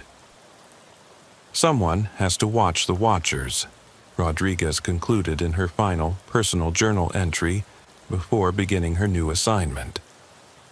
Criminal organizations are using systematic surveillance to identify and exploit vulnerable people throughout our society. If law enforcement doesn't develop capabilities to recognize and counter these threats, innocent people will continue to be victimized by sophisticated criminal operations. The Urban Security Operations Center would continue its mission with new personnel trained in the methods Rodriguez had developed, but the ongoing nature of the threat meant that the conflict between criminal surveillance networks and law enforcement would continue indefinitely. Rodriguez's legacy was the understanding that modern criminal organizations possessed capabilities that exceeded traditional law enforcement methods, requiring new approaches that integrated intelligence community techniques with conventional policing to protect American cities from systematic criminal exploitation. Her final assignment would take her back into the shadows of the criminal intelligence community, where she would continue the dangerous work of understanding and disrupting organizations that threatened the safety and security of innocent civilians through systematic surveillance and criminal exploitation. The watch continued, one observation at a time, one investigation at a time, one dangerous undercover assignment at a time, protecting people from threats they never knew existed in the spaces between legal activity and criminal exploitation. As Rodriguez disappeared into her new identity for another deep cover operation, the city continued its nightly rhythm, unaware that sophisticated criminal organizations were conducting systematic surveillance of its most vulnerable residents, and equally unaware that dedicated law enforcement professionals were working in the shadows to protect them from exploitation. The Eternal Watch persisted, fought by people like Rodriguez who had learned to recognize the subtle signs that revealed criminal intent hidden behind legitimate appearances, preserving the safety and security of urban communities against threats that operated in the spaces where traditional policing could not reach. In her final message to her colleagues at the Urban Security Operations Center, Rodriguez wrote, "Trust your instincts when something looks legal but feels wrong. The most dangerous threats often hide behind legitimate appearances, and only careful observation and persistent investigation can reveal their true nature." The message became the unofficial motto of the center's operations, reminding officers that the most sophisticated criminal organizations were those that learned to operate within legal boundaries while pursuing criminal objectives, requiring law enforcement to develop equally sophisticated methods for recognizing and investigating threats that traditional policing methods could not address. Rodriguez's story had begun with a routine patrol and suspicious observation, but it had evolved into a career devoted to protecting society from criminal organizations that possessed capabilities formerly associated only with government intelligence agencies. The ongoing nature of the threat meant that her work would continue indefinitely, fought in the shadows of legitimate society, where criminal surveillance networks operated beyond the reach of conventional law enforcement. Officer Daniel Torres had been working the night shift in Brooklyn's 78th Precinct for 4 years when he first encountered what would become the most disturbing case of his law enforcement career. It began not with a dramatic crime scene or urgent emergency call, but with a pattern of seemingly routine complaints that shared one unsettling characteristic. The victims couldn't remember crucial details about what had happened to them. The first case crossed Torres's desk on a cold February night in 2020. Margaret Klein, a 67-year-old retired librarian living alone in Park Slope, had called 911 to report that someone had been in her apartment while she was sleeping. When Torres responded to take her statement, Klein's account was frustratingly vague. "I know someone was here," Klein insisted, wrapping her bathrobe tighter around herself as she stood in her tidy living room. "Things have been moved. My personal papers have been disturbed, but I can't remember hearing anything or seeing anyone. It's like I was in some kind of deep sleep." Torres conducted a thorough search of Klein's apartment, checking windows, doors, and potential entry points. Everything appeared secure, with no signs of forced entry. Klein's jewelry, electronics, and cash remained untouched. The only evidence supporting her claim was the subtle disorganization she pointed out. Papers arranged differently than she remembered. Books moved on shelves, personal items relocated in ways that suggested someone had carefully searched through her belongings. "Mrs. Klein, is it possible you moved these things yourself and forgot? Sometimes when we're tired or stressed, we can misremember how we left things." Klein's response was firm, despite her obvious confusion. "Officer, I've lived in this apartment for 23 years. I know where I keep everything. Someone was here, but it's like I was drugged or something. I usually wake up if a neighbor's dog barks, but last night I slept like the dead." Torres documented the incident as a possible burglary with no property taken, but Klein's description of unnaturally deep sleep troubled him. Over his 4 years of police work, he'd responded to numerous break-ins, and victims typically reported being awakened by sounds or discovering the intrusion immediately upon returning home. The combination of clear evidence of searching with no theft and the victim's memory gaps was unusual. 3 nights later, Torres received a similar call from the same neighborhood. Robert Chen, a 45-year-old accountant living 6 blocks from Klein's apartment, reported that his home office had been searched while he slept in the adjacent bedroom. My filing cabinets were gone through, my computer was moved, even my desk drawers were opened and searched, Chen explained, showing Torres his home office. But nothing was stolen. My laptop, cash, credit cards, everything valuable is still here. Like Klein, Chen reported sleeping unusually deeply and having no memory of sounds or disturbances during the night. Also, like Klein, he was absolutely certain that someone had systematically searched through his personal belongings and documents. "Did you take any sleeping medication or drink alcohol before bed?"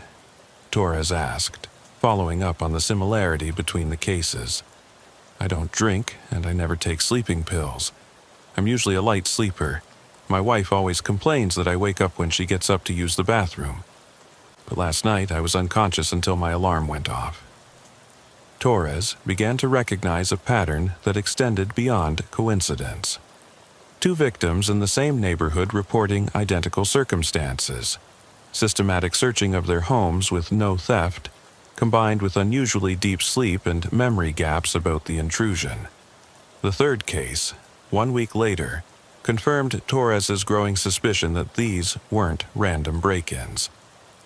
Patricia Williams, a 52-year-old social worker living in a brownstone just 4 blocks from the previous incidents, called police to report that someone had photographed documents in her home office while she slept. "They didn't take anything, but they moved my papers around and I found some documents left in different order than I keep them," Williams told Torres. "It's like someone was copying or photographing my personal files." Williams also reported the same unnaturally deep sleep that had characterized the previous cases. More significantly, she had noticed a faint chemical smell in her apartment when she woke up. Something she described as medical or hospital-like that had dissipated by the time Torres arrived. "Mrs. Williams, do you have any idea why someone would be interested in your personal documents specifically? Do you work with sensitive information or have access to anything that might be valuable to criminals?" Williams considered the question carefully. "I work with confidential client files and social services, but those are kept at the office, not at home. The documents in my home office are just personal records, tax returns, insurance papers, medical information, nothing that should interest criminals." Torres was beginning to understand that these weren't ordinary burglaries. Someone was systematically targeting residents in a specific area of Park Slope, using some method to ensure victims remained unconscious while their homes were searched and their personal information was accessed or copied. The implications were disturbing. If someone could incapacitate people in their own homes without their knowledge and access their most private documents, the potential for identity theft, financial fraud, or other sophisticated crimes was enormous. Torres decided to contact Detective Sergeant Maria Santos, who supervised investigations of property crimes in the 78th Precinct. His growing file of similar incidents required detective-level investigation and coordination with specialized units that could analyze the technical aspects of what appeared to be chemically assisted burglaries. "Sergeant, I've got 3 cases in Park Slope that appear to be connected. Someone's breaking into homes and searching through personal documents while using some method to keep the victims unconscious. No property stolen, but clear evidence of systematic document access. Santos reviewed Torres's incident reports with growing concern. This sounds like intelligence gathering rather than traditional burglary. Someone's collecting personal information from multiple victims, possibly for identity theft or financial fraud operations. The investigation was about to expand as Torres and Santos discovered that the 3 reported cases were just the beginning of a much larger operation that had been systematically targeting Brooklyn residents for months without detection. Detective Sergeant Maria Santos assigned Detective Lisa Chang to work with Torres on what they had begun calling the memory gap cases. Chang brought expertise in financial crimes and identity theft to complement Torres's street-level knowledge of the neighborhood and victims involved. Chang's first step was to interview the 3 known victims more extensively, focusing on their personal information, financial accounts, and any subsequent suspicious activity that might indicate how their personal data was being exploited. The pattern suggests highly sophisticated identity thieves, Chang explained to Torres as they prepared for follow-up interviews. Traditional burglars take physical property they can quickly convert to cash.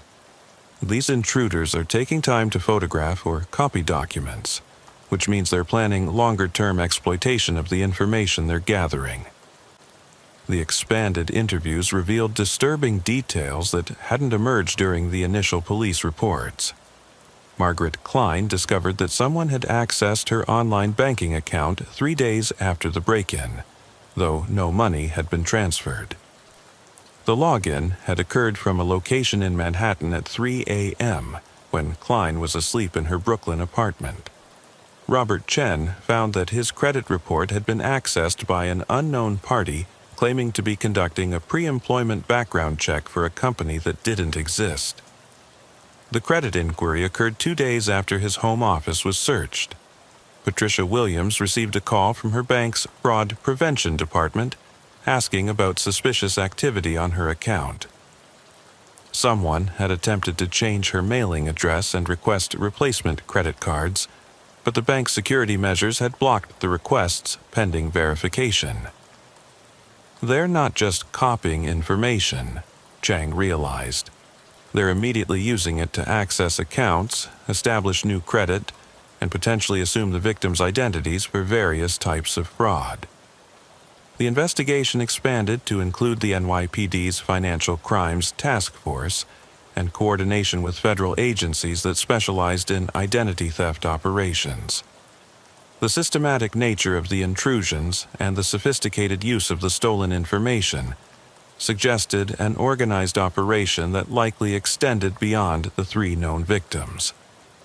Chang and Torres conducted a canvass of the Park Slope neighborhood, looking for additional victims who might not have realized they had been targeted. Many residents reported sleeping unusually deeply on specific nights over the past several months, but most had attributed the experience to stress, fatigue, or natural variation in sleep patterns. The scary thing, Torres observed during their investigation, is that most people wouldn't necessarily notice if someone carefully searched through their personal documents. Unless they're extremely organized or have photographic memory, subtle changes in how papers are arranged could go undetected. Chang's analysis of the financial exploitation revealed that the perpetrators had detailed knowledge of banking procedures, credit reporting systems, and identity verification processes. They knew exactly what information was needed to access accounts, apply for credit, and manipulate various types of financial records. This isn't amateur hour, Chang told Santos during a case briefing. Whoever's doing this has professional-level knowledge of financial systems and identity theft techniques. They're extracting specific information and using it efficiently to exploit victims' financial accounts. The investigation took a significant turn when Torres and Chang discovered that all 3 confirmed victims had used the same medical laboratory for recent blood work. Brooklyn Medical Labs, located in Park Slope, had processed routine blood tests for Klein, Chen, and Williams within 2 months of their respective break-ins. That can't be coincidence, Torres said as they reviewed the victim's medical records. Someone at the lab might have access to patient information and home addresses. Chang's investigation of Brooklyn medical labs revealed that the facility processed blood work for thousands of patients throughout Brooklyn and maintained extensive databases containing names, addresses, dates of birth, and medical information that would be valuable for identity theft operations. More disturbing was the discovery that the lab used contracted phlebotomists who made house calls for elderly or mobility-limited patients. The service required technicians to visit patients' homes, providing opportunities to observe security measures, daily routines, and the presence of valuable information. Home visit medical services would be perfect cover for casing potential targets, Chang realized. The technicians have legitimate reasons to be in people's homes, access to personal information, and opportunities to observe how to gain access later. Torres and Chang requested employment records for Brooklyn Medical Lab's contracted personnel, looking for individuals with criminal histories or connections to identity theft operations. The investigation revealed that 2 recent employees had been hired despite incomplete background checks and had subsequently left their positions around the time the break-ins began. One of the former employees, Thomas Morrison, had been terminated for accessing patient records beyond what was necessary for his job duties.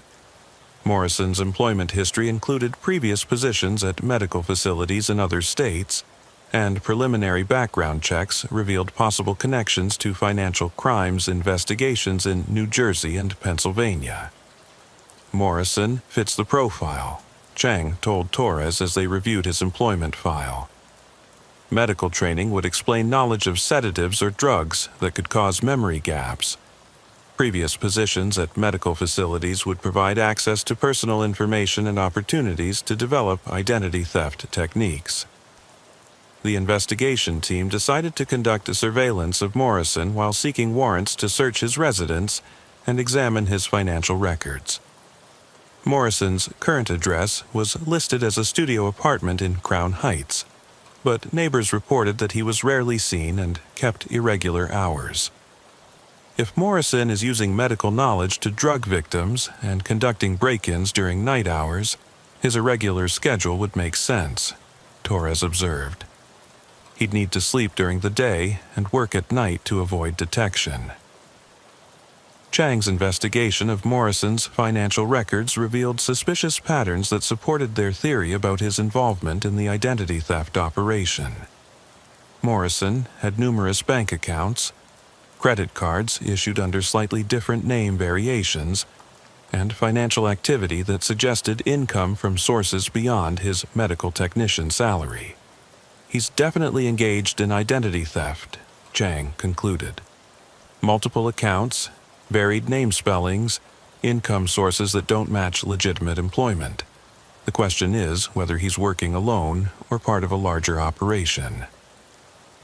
The answer came when Torres and Chang discovered that Morrison had been in contact with several other individuals who had similar employment histories at medical facilities and suspicious financial patterns.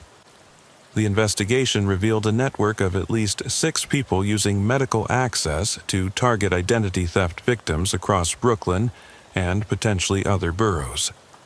The investigation into Thomas Morrison and his network led Torres and Chang to collaborate with the NYPD's Narcotics Division to understand the chemical methods being used to incapacitate victims during the break-ins. The consistently reported memory gaps and unusually deep sleep suggested the use of sophisticated drugs that left minimal traces and didn't trigger obvious symptoms. Detective Kevin Walsh from Narcotics brought expertise in chemical substances used for criminal purposes, including date rape drugs, anesthetics, and other compounds that could render victims unconscious or compliant.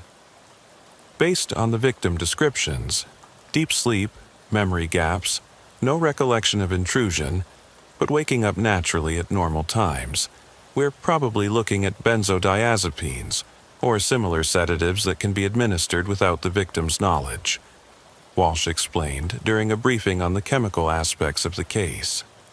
The challenge was understanding how the drugs were being administered to victims in their own homes without their awareness. Traditional methods like drinks or food wouldn't explain how victims were affected while sleeping in secured apartments. The medical training component is crucial, Walsh continued. Morrison and his associates would know how to calculate dosages, understand drug interactions, and potentially use delivery methods that wouldn't be obvious to victims or investigating officers. Chang's research into Morrison's background revealed that he had advanced training in phlebotomy and medical laboratory procedures, including knowledge of anesthetics and sedatives used in medical settings. His access to medical supplies and drugs through his employment at various facilities could explain how he obtained the substances used to incapacitate victims.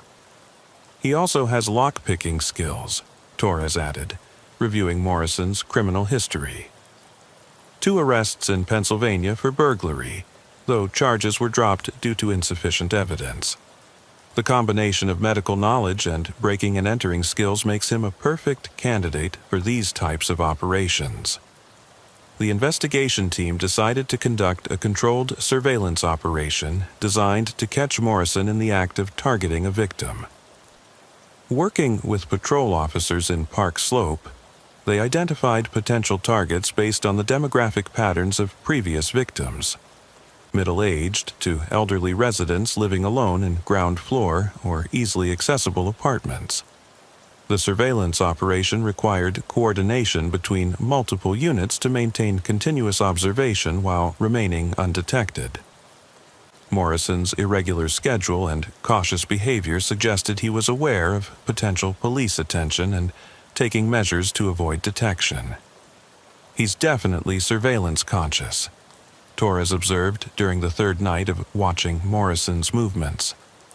He varies his routes, uses public transportation to obscure his destinations, and spends time conducting counter-surveillance to identify potential police presence. The breakthrough came when surveillance teams observed Morrison meeting with 2 other individuals in Prospect Park at 2 a.m. on a Thursday night. The meeting lasted approximately 20 minutes and involved the exchange of what appeared to be documents, medical supplies, and small containers that could contain drugs or chemicals. This confirms he's part of a larger network, Chang realized. They're coordinating targets, sharing information, and distributing materials needed for the operations. Torres and Chang followed one of Morrison's associates to a storage facility in Red Hook, where surveillance revealed multiple individuals accessing units that appeared to contain equipment and supplies consistent with identity theft operations. Computers, document scanning equipment, and what looked like medical supplies. They've got a sophisticated operation, Walsh observed during the surveillance debrief. Medical knowledge for drug administration, lock-picking skills for entry, scanning equipment for document copying, and coordination between multiple operatives for efficiency and security. The investigation team obtained warrants to search the storage facility and Morrison's apartment simultaneously, hoping to gather evidence of the drug administration methods and document the full scope of the identity theft network. The search of Morrison's apartment revealed a disturbing collection of materials that confirmed their theories about his methods. Medical supplies, including syringes, various sedatives, and lock-picking tools were found alongside detailed notes about potential targets, including photographs and personal information about dozens of Brooklyn residents. He's been conducting surveillance of potential victims for months, Chang discovered while reviewing Morrison's notes. Names, addresses, work schedules, security measures, medical information. He's building comprehensive profiles before targeting anyone. The most disturbing discovery was Morrison's method for drug administration. Rather than using traditional injection or ingestion methods, he had developed a technique using aerosol delivery of sedatives through apartment ventilation systems or under doors, allowing him to incapacitate victims without direct contact. He's using medical nebulizers to create drug aerosols that can be introduced into apartments through small openings, Walsh explained. The victims breathe the sedatives naturally while sleeping, creating the deep unconsciousness and memory gaps without obvious injection sites or other evidence. The search of the storage facility revealed the full scope of the identity theft network. 6 individuals were involved in systematic operations across Brooklyn, Queens, and Manhattan, targeting hundreds of potential victims identified through their various positions in medical, service, and delivery industries. Computer equipment at the facility contained databases with personal information about over 2,000 individuals, including detailed profiles, financial information, and operational plans for exploiting their identities for various types of fraud. "This is massive," Chang told Santos during the post-search briefing. "They've been operating for at least 2 years, targeting hundreds of people, and stealing millions of dollars through identity theft, credit fraud, and financial account manipulation." The coordinated arrests of Morrison and his 5 associates yielded evidence of one of the largest identity theft operations ever discovered in New York City. But the investigation also revealed that the network had connections to similar operations in other states, suggesting a national or international criminal enterprise using medical access to conduct systematic identity theft. Torres's initial recognition of the pattern in seemingly routine burglary reports had led to the exposure of a sophisticated criminal operation that might have continued undetected for years, victimizing thousands of people throughout the region. The arrests of Morrison and his immediate network revealed only the operational level of what federal investigators determined was a much larger criminal enterprise specializing in systematic identity theft through medical access. FBI Special Agent Jennifer Walsh, brought in to coordinate the federal investigation, briefed Torres and Chang on the national scope of what they had uncovered. "Your investigation has exposed one cell of a network that operates in at least 12 states," Agent Walsh explained during a joint task force meeting.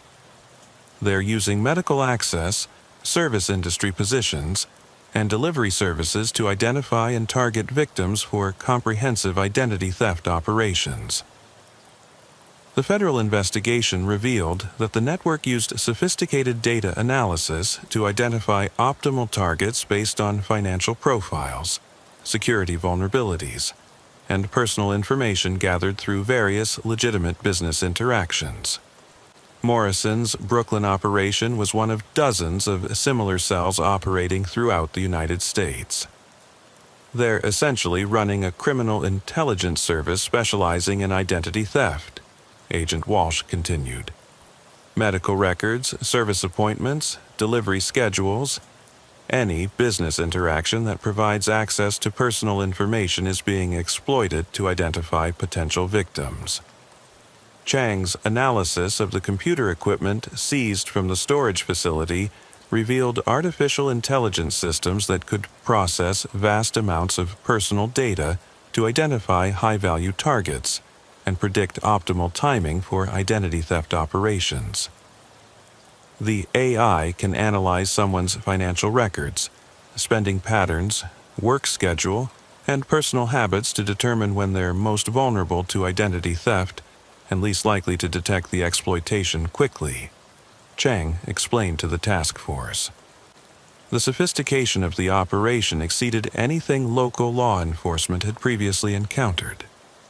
The network used encrypted communications, international banking connections, and sophisticated money laundering techniques to protect their operations and profits from law enforcement detection. Torres's role in the expanded investigation focused on identifying additional victims and understanding the full scope of the Brooklyn operations. Interviews with hundreds of potential targets revealed that many people had experienced the characteristic deep sleep and memory gaps, but hadn't connected the experiences to criminal activity. The scary thing is how many people experienced the intrusions without realizing they were victimized, Torres told Agent Walsh during victim interviews. Most attributed the deep sleep to natural causes and didn't notice the subtle changes in their personal documents. The investigation also revealed that the network had been selling victim information to other criminal organizations specializing in different types of exploitation. Personal data gathered through the medical access operations was valuable for various criminal purposes beyond traditional identity theft. Tax fraud, insurance fraud, employment fraud, government benefits fraud.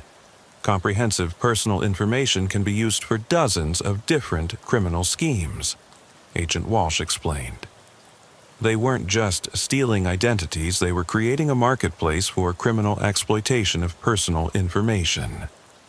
Chang's work with federal cybercrime specialists revealed that the network had developed sophisticated techniques for exploiting victim information through various online platforms and financial systems.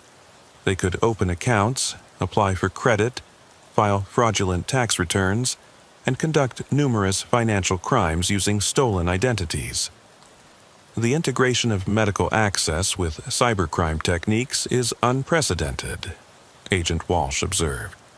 They're combining old-fashioned breaking and entering with cutting-edge identity theft and financial fraud methods. The federal investigation expanded to include international cooperation, as evidence emerged that the network had connections to organized crime groups in Eastern Europe and Asia that specialized in cybercrime and financial fraud. This isn't just American criminals, Agent Walsh told the task force. They're working with international networks that provide technical expertise, money laundering services, and markets for stolen information. Torres and Chang's investigation had evolved from routine burglary reports to a complex international criminal enterprise that threatened the financial security of thousands of victims across multiple countries. The personal impact on Torres was significant, as he realized that his attention to patterns in seemingly minor crimes had led to the exposure of threats that most people didn't know existed. I started with 3 elderly people who thought someone had been in their apartments, Torres reflected during the investigation. Now, we're looking at thousands of victims and millions of dollars in fraud losses. The federal investigation would continue for months, as authorities worked to identify all victims, trace financial losses, and coordinate with international partners to disrupt the network's global operations. But Torres's experience had taught him that modern criminals could exploit any access to personal information for sophisticated fraud operations, requiring law enforcement to recognize patterns and connections that might not be obvious during initial investigations. As the federal investigation expanded over the following months, Torres found himself working as a consultant to help identify the scope of victims and understand the operational methods used by the identity theft network.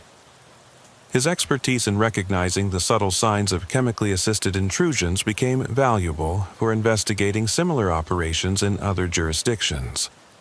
The full scope of the network revealed a criminal enterprise that had been operating for over 4 years, systematically exploiting medical and service industry access to conduct comprehensive identity theft operations across multiple states and international boundaries. They were running what amounts to a memory harvesting operation, Agent Walsh explained during a briefing on the investigation's findings. Using chemical sedation to access victims' homes and personal information while ensuring the victims wouldn't remember the intrusions or be able to provide useful evidence to law enforcement. Torres worked with victims' advocacy groups to help people understand how to protect themselves from similar operations and recognize signs that their personal information might have been compromised. The education program focused on the importance of monitoring financial accounts, credit reports, and personal documents for signs of unauthorized access. The challenge is that this type of identity theft can go undetected for months or years, Torres explained during community education sessions. Victims don't know they've been targeted, and the criminals used the information gradually to avoid triggering obvious fraud alerts. The investigation also revealed vulnerabilities in medical privacy and security that extended far beyond the specific criminal network Torres had helped expose. Medical facilities, home health services, and healthcare-related businesses had access to comprehensive personal information that could be exploited for various criminal purposes. Torres's work with federal agencies led to new protocols for background checks and security measures in medical and service industries that had access to personal information in homes. But the implementation of enhanced security measures was complicated by the legitimate business needs of healthcare providers and service companies. We need to balance security against the practical requirements of medical care and home services, Torres observed during policy discussions with healthcare administrators. People need access to medical care and home services, but they also need protection from criminals who might exploit those business relationships. The psychological impact of the investigation affected Torres's approach to police work and his understanding of how sophisticated criminals could exploit normal business interactions for criminal purposes. The most disturbing aspect, Torres told the police psychologist during counseling sessions, is realizing how vulnerable people are to systematic exploitation through normal activities like medical care, delivery services, and home maintenance. Any business interaction that involves personal information creates potential criminal opportunities. The federal investigation eventually resulted in over 40 arrests across 12 states and the recovery of millions of dollars in fraudulent transactions. But the investigation also revealed that similar networks continued to operate using evolved techniques that were even more difficult to detect. Torres's expertise in recognizing chemically assisted intrusions led to his assignment to a specialized unit focusing on sophisticated identity theft and financial fraud operations. His experience became the foundation for training programs designed to help law enforcement agencies recognize similar threats.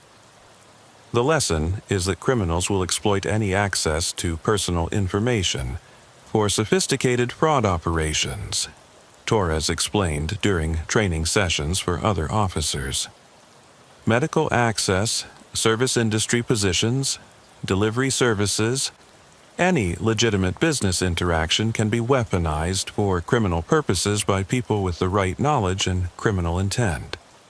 The ongoing nature of the threat meant that Torres's expertise would continue to be valuable as criminal organizations developed new methods for accessing personal information and exploiting it for various types of fraud.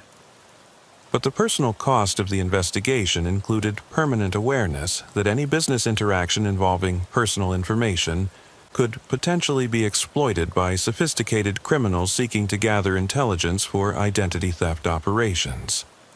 2 years after his initial investigation, Torres was contacted by federal agents investigating what appeared to be an evolution of the medical access identity theft network he had helped expose. The new operations had adapted to law enforcement countermeasures by developing even more sophisticated methods for accessing personal information and exploiting it for criminal purposes. "They've gone digital," Agent Walsh explained during a briefing on the new threats. Instead of physically breaking into homes to access documents, they're using cyber techniques to access the same information remotely while still using chemical sedation to prevent victims from detecting the intrusions. The evolved network had developed capabilities for remotely accessing home computer systems, Wi-Fi networks, and smart home devices, while victims were chemically sedated, allowing them to gather comprehensive personal information without leaving physical evidence of intrusion. Torres's expertise in recognizing the signs of chemical sedation became crucial for identifying victims of the new cyber-assisted operations, which still relied on his original observation about memory gaps and unusually deep sleep.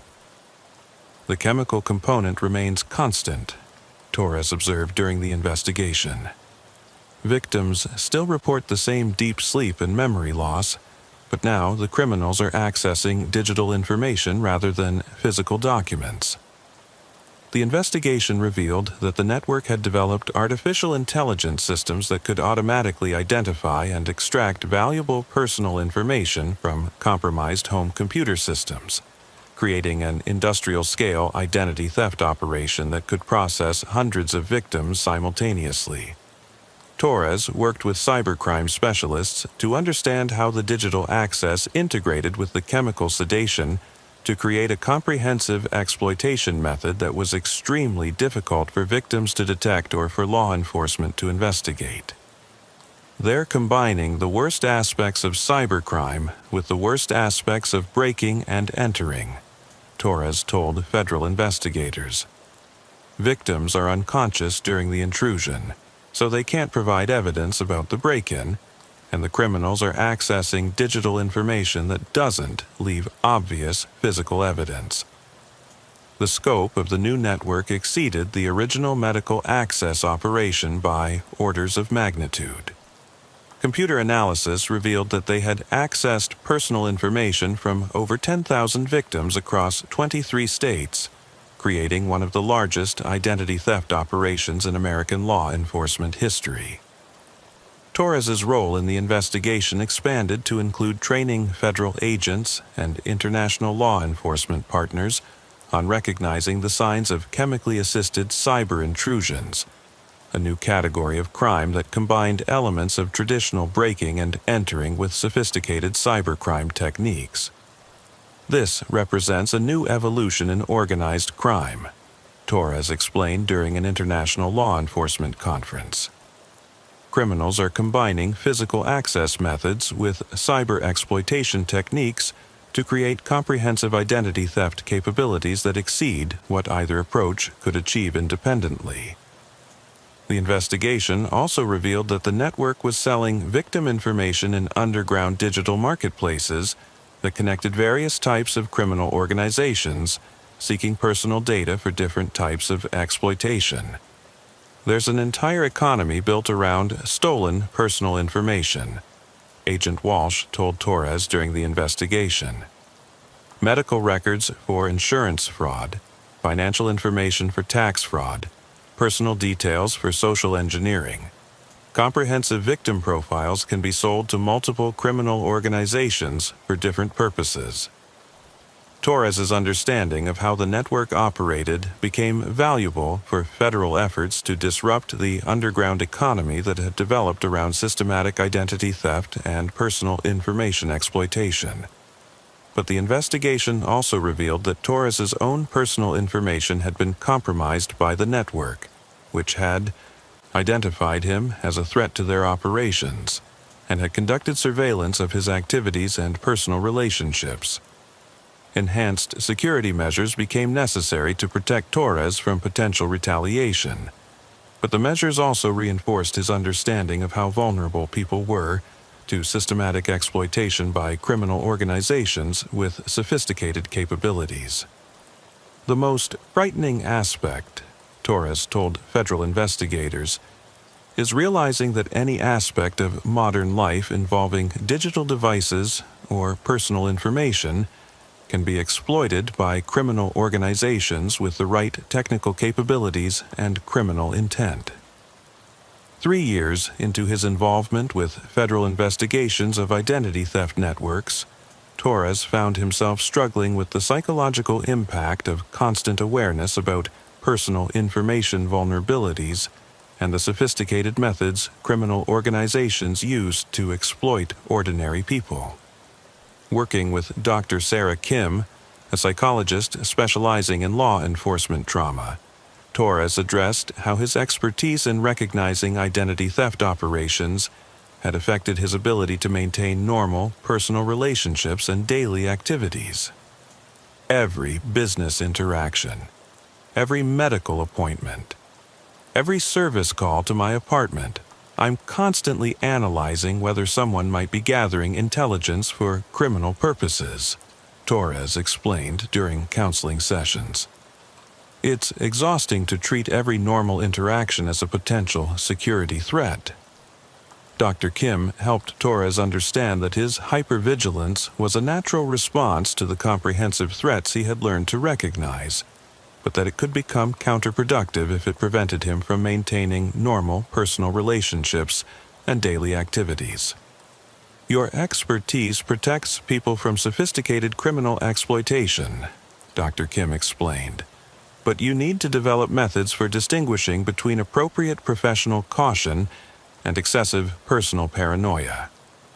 Torres's work with federal agencies had also revealed that his family members and personal associates had been subjected to surveillance and intelligence gathering by criminal organizations that saw him as a threat to their operations.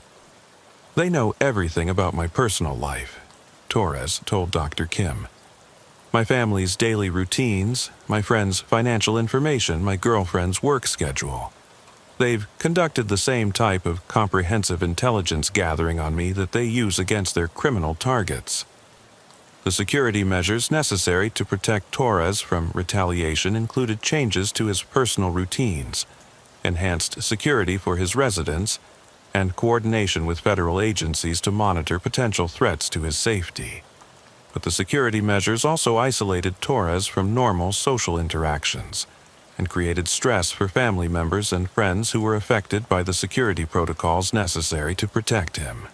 "The hardest part," Torres told Dr. Kim, "is that I can't have normal relationships when every person I interact with might potentially be gathering intelligence about me for criminal organizations that want to neutralize my threat to their operations." Torres's expertise had made him valuable to federal law enforcement agencies investigating identity theft networks, but it had also made him a permanent target for criminal retaliation and required lifestyle changes that affected every aspect of his personal life. The ongoing nature of the threats meant that Torres's security situation would never normalize, as new criminal organizations continued to identify him as an obstacle to their operations.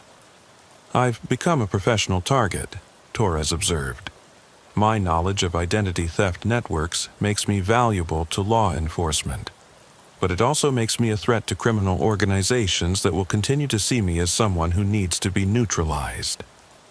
Despite the personal costs, Torres remained committed to his work, helping federal agencies identify and disrupt sophisticated identity theft operations that threatened the financial security of thousands of innocent people.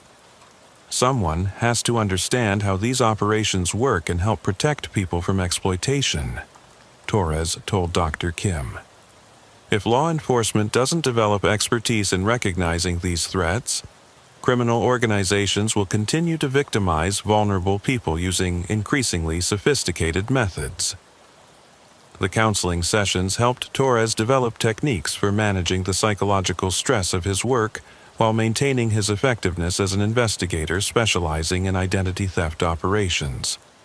But the fundamental challenge remained. Torres's expertise in recognizing criminal exploitation of personal information had made him permanently aware of vulnerabilities that most people didn't know existed, creating constant stress about threats that were real but largely invisible to the general public. 4 years after his initial investigation, Torres was recruited by the Department of Homeland Security to help develop national security protocols for protecting critical infrastructure and government personnel from identity theft networks that had evolved to target not just individual civilians, but government officials, military personnel, and others with access to sensitive information. "The criminal organizations you helped expose have evolved beyond financial fraud," DHS coordinator Rebecca Martinez explained during Torres's briefing at the agency's headquarters. "They're now conducting systematic identity theft operations against government personnel to gain access to classified information and critical infrastructure systems. The national security implications of sophisticated identity theft networks targeting government personnel created new categories of threats that combined traditional criminal activities with espionage and national security concerns." Torres's expertise in recognizing the operational methods used by identity theft networks became valuable for protecting federal employees, military personnel, and others whose personal information could be exploited to gain unauthorized access to government systems and classified information. They're using the same basic methods: medical access, service industry infiltration, chemical sedation, but now they're targeting people whose identities can be used to access government facilities, computer systems, and classified information, Torres explained during training sessions for federal security personnel. The investigation revealed that identity theft networks had been contracted by foreign intelligence services seeking to gather information about American government operations, military capabilities, and critical infrastructure vulnerabilities. This isn't just organized crime anymore, Coordinator Martinez told Torres. These networks are conducting intelligence operations on behalf of hostile foreign governments that want to penetrate American security systems. Torres's role in the national security investigation required him to receive higher-level security clearances and undergo extensive background checks that reflected the sensitive nature of the threats being investigated. Working with intelligence community analysts, Torres helped develop profiles of how criminal identity theft networks could be used for espionage purposes, and what types of government personnel were most vulnerable to systematic exploitation. Anyone with security clearances, access to government facilities, or knowledge of critical infrastructure systems could be targeted, Torres observed during intelligence community briefings. The criminals aren't just stealing money anymore. They're stealing access to national security information. The investigation also revealed that Torres's own government work had made him a target for foreign intelligence services, seeking to neutralize his expertise in recognizing and disrupting identity theft operations that could be used for espionage purposes. Enhanced security measures included relocation to secure housing, continuous protective surveillance, and restricted communication protocols that isolated Torres from normal personal interactions while protecting him from potential threats. Your expertise threatens criminal networks that provide services to foreign intelligence operations, the security specialist explained to Torres. You represent a significant obstacle to espionage activities that depend on sophisticated identity theft capabilities. The personal cost of Torres's national security work included permanent separation from his previous life and relationships, as the security measures necessary to protect him required assuming a new identity and relocating to a protected environment. I started as a patrol officer responding to burglary reports, Torres reflected during a rare break from his classified responsibilities. Now, I'm working to protect national security from criminal organizations that conduct espionage operations using identity theft techniques. The evolution of Torres's career from local police work to national security operations reflected how sophisticated criminal organizations had developed capabilities that threatened not just individual victims, but the security of government institutions and critical infrastructure systems. But the ongoing nature of the threat meant that Torres's expertise would continue to be needed as criminal identity theft networks developed even more sophisticated methods for exploiting personal information for both criminal and espionage purposes. The war for information security continues, Torres wrote in his classified journal.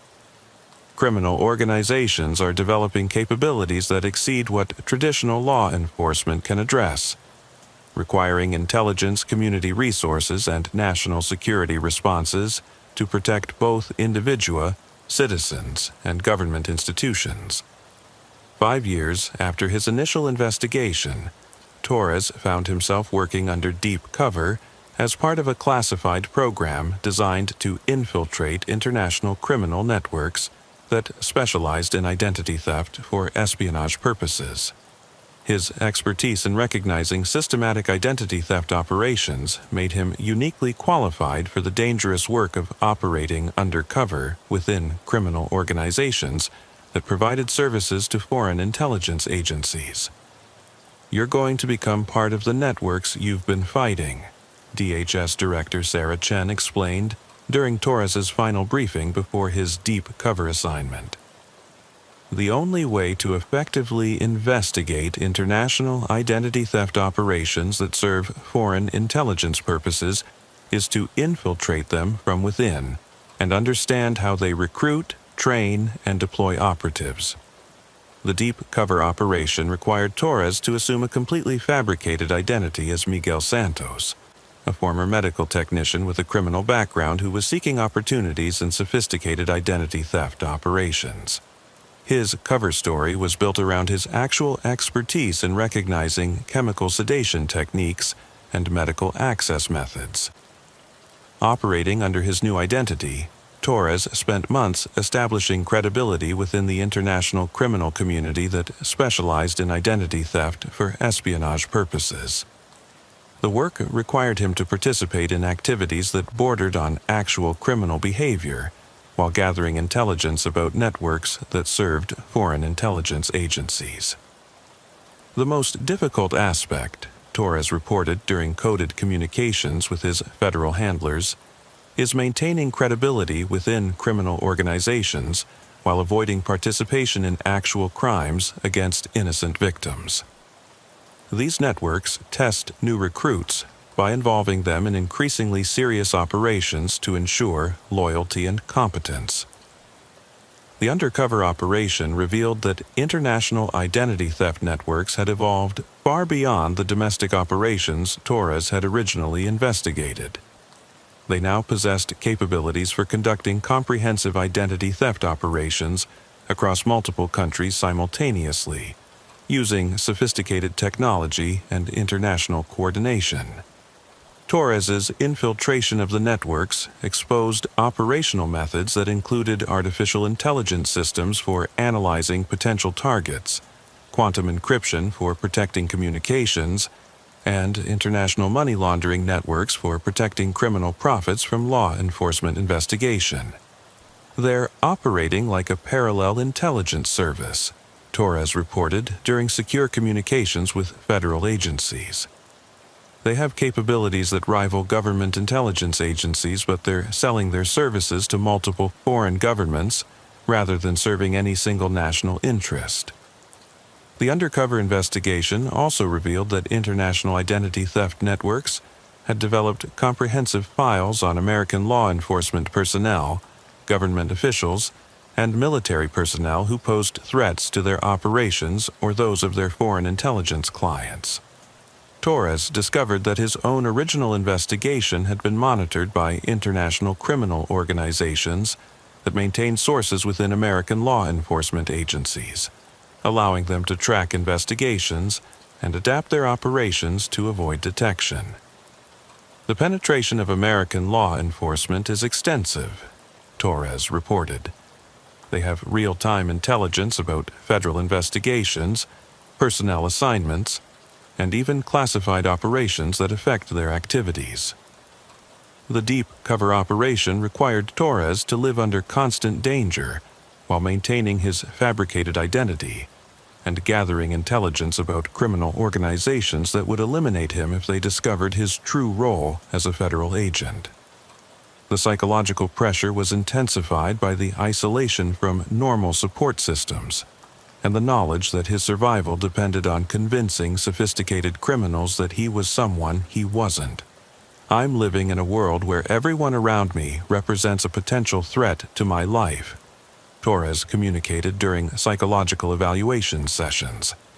My survival depends on maintaining a criminal identity while gathering information that could eventually destroy the organizations I'm pretending to serve. The undercover work also revealed personal information about Torres that criminal organizations had gathered through systematic surveillance of his family, friends, and personal relationships over the years since his original investigation. They know more about my real background than my cover identity accounts for, Torres realized during the operation. I have to constantly adapt my story to account for comprehensive intelligence they possess about my actual life and career, The international scope of the identity theft networks created security challenges that extended far beyond American law enforcement capabilities. Criminal organizations could operate across multiple countries, using international boundaries to protect their activities from coordinated law enforcement responses.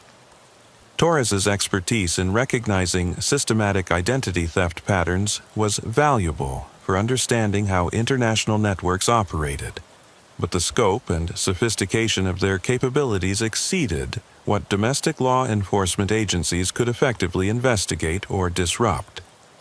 These organizations have capabilities that threaten national security, Torres reported during the operation. They're conducting identity theft operations that could be used to penetrate government agencies, military installations, and critical infrastructure systems. The deep cover operation eventually gathered sufficient intelligence to conduct coordinated international strikes against multiple identity theft networks simultaneously. But the success also exposed Torres to retaliation from organizations that realized they had been infiltrated and compromised. Torres's extraction from the undercover operation required elaborate security measures to protect him from criminal organizations seeking revenge for his role in disrupting their activities and compromising their relationships with foreign intelligence clients. 6 years after Officer Daniel Torres first noticed that burglary victims in Park Slope couldn't remember details about their intrusions, he found himself working in a classified facility beneath Federal Plaza in Manhattan, coordinating international operations against identity theft networks that had evolved into threats to global security and democratic institutions. The facility, officially designated as the Identity Security Operations Center, represented the evolution of his original investigation into a permanent conflict between law enforcement agencies and criminal organizations that possessed capabilities for systematic identity theft on an industrial scale. "We're fighting an endless game," Torres explained to new analysts joining the center's operations. Criminal organizations develop new methods for identity theft faster than we can develop countermeasures, and the information they steal can be used for everything from financial fraud to espionage operations.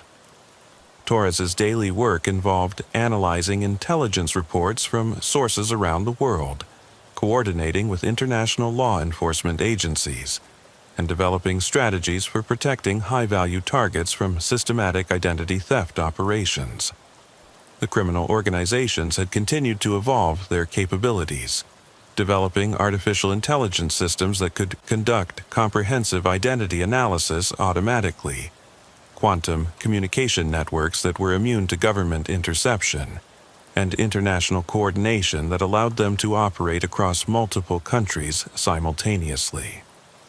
The gap between criminal capabilities and law enforcement resources continues to widen, Torres observed during briefings for senior government officials.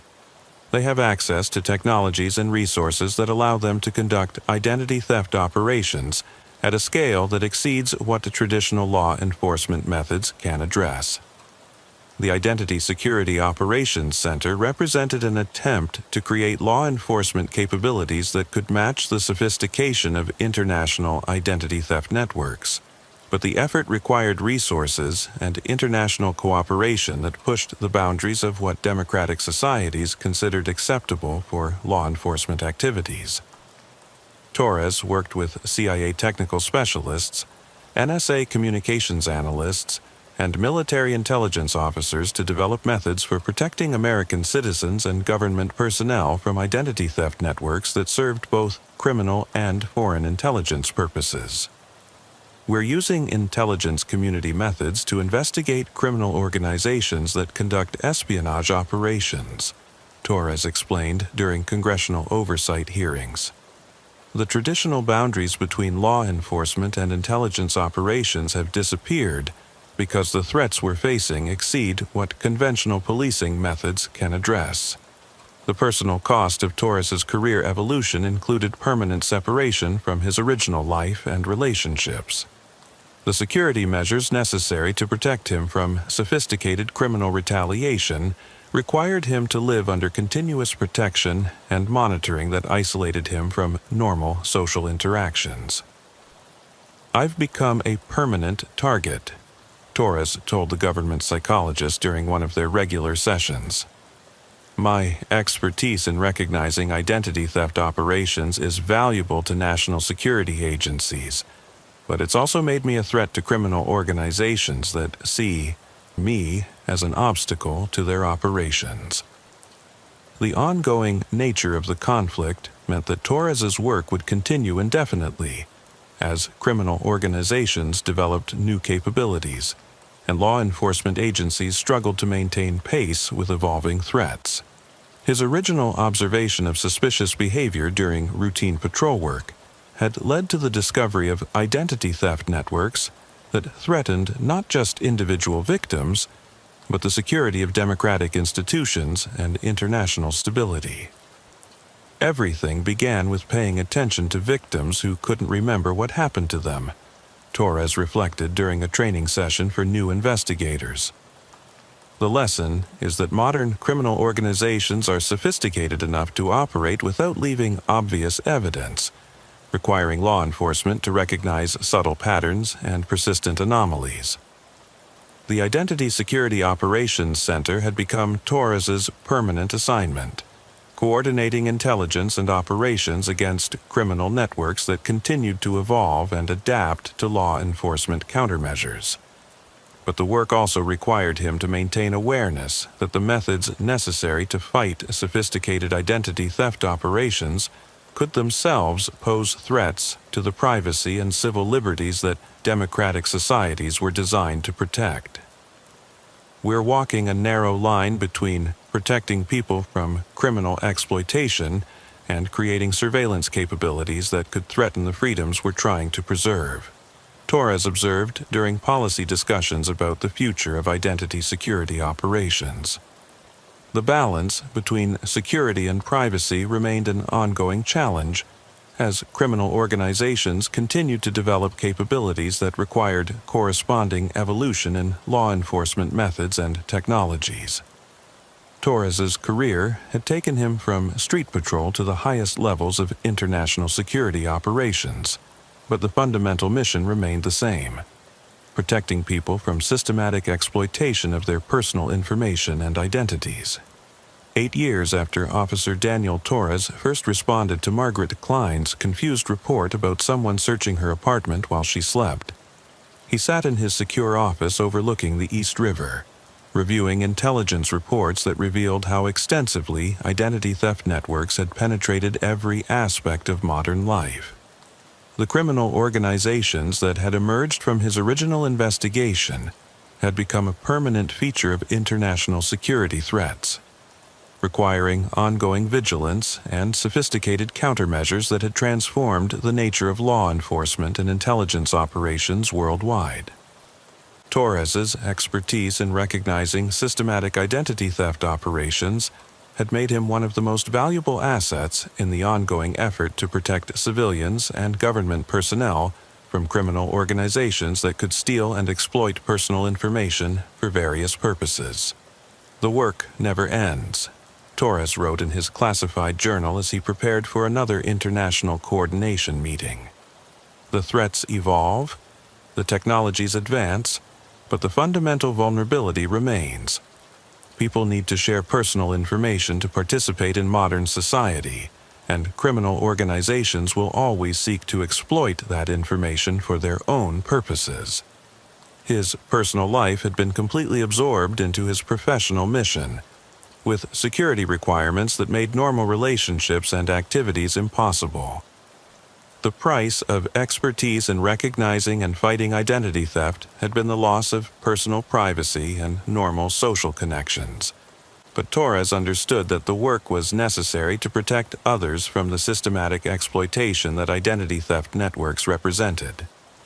His original instincts about victims who couldn't remember being victimized had led to the discovery of threats that most people never realized existed. "Someone has to remember for those who can't," Torres concluded in his final personal journal entry before beginning another classified assignment. Criminal organizations use memory gaps and confusion to hide their activities from victims and law enforcement. If we don't maintain institutional memory about their methods and develop capabilities to recognize their operations, innocent people will continue to be exploited without ever knowing what happened to them. The Identity Security Operations Center would continue its mission with new personnel trained in the methods Torres had developed, but the ongoing nature of the threat meant that the conflict between criminal identity theft networks and law enforcement would continue indefinitely.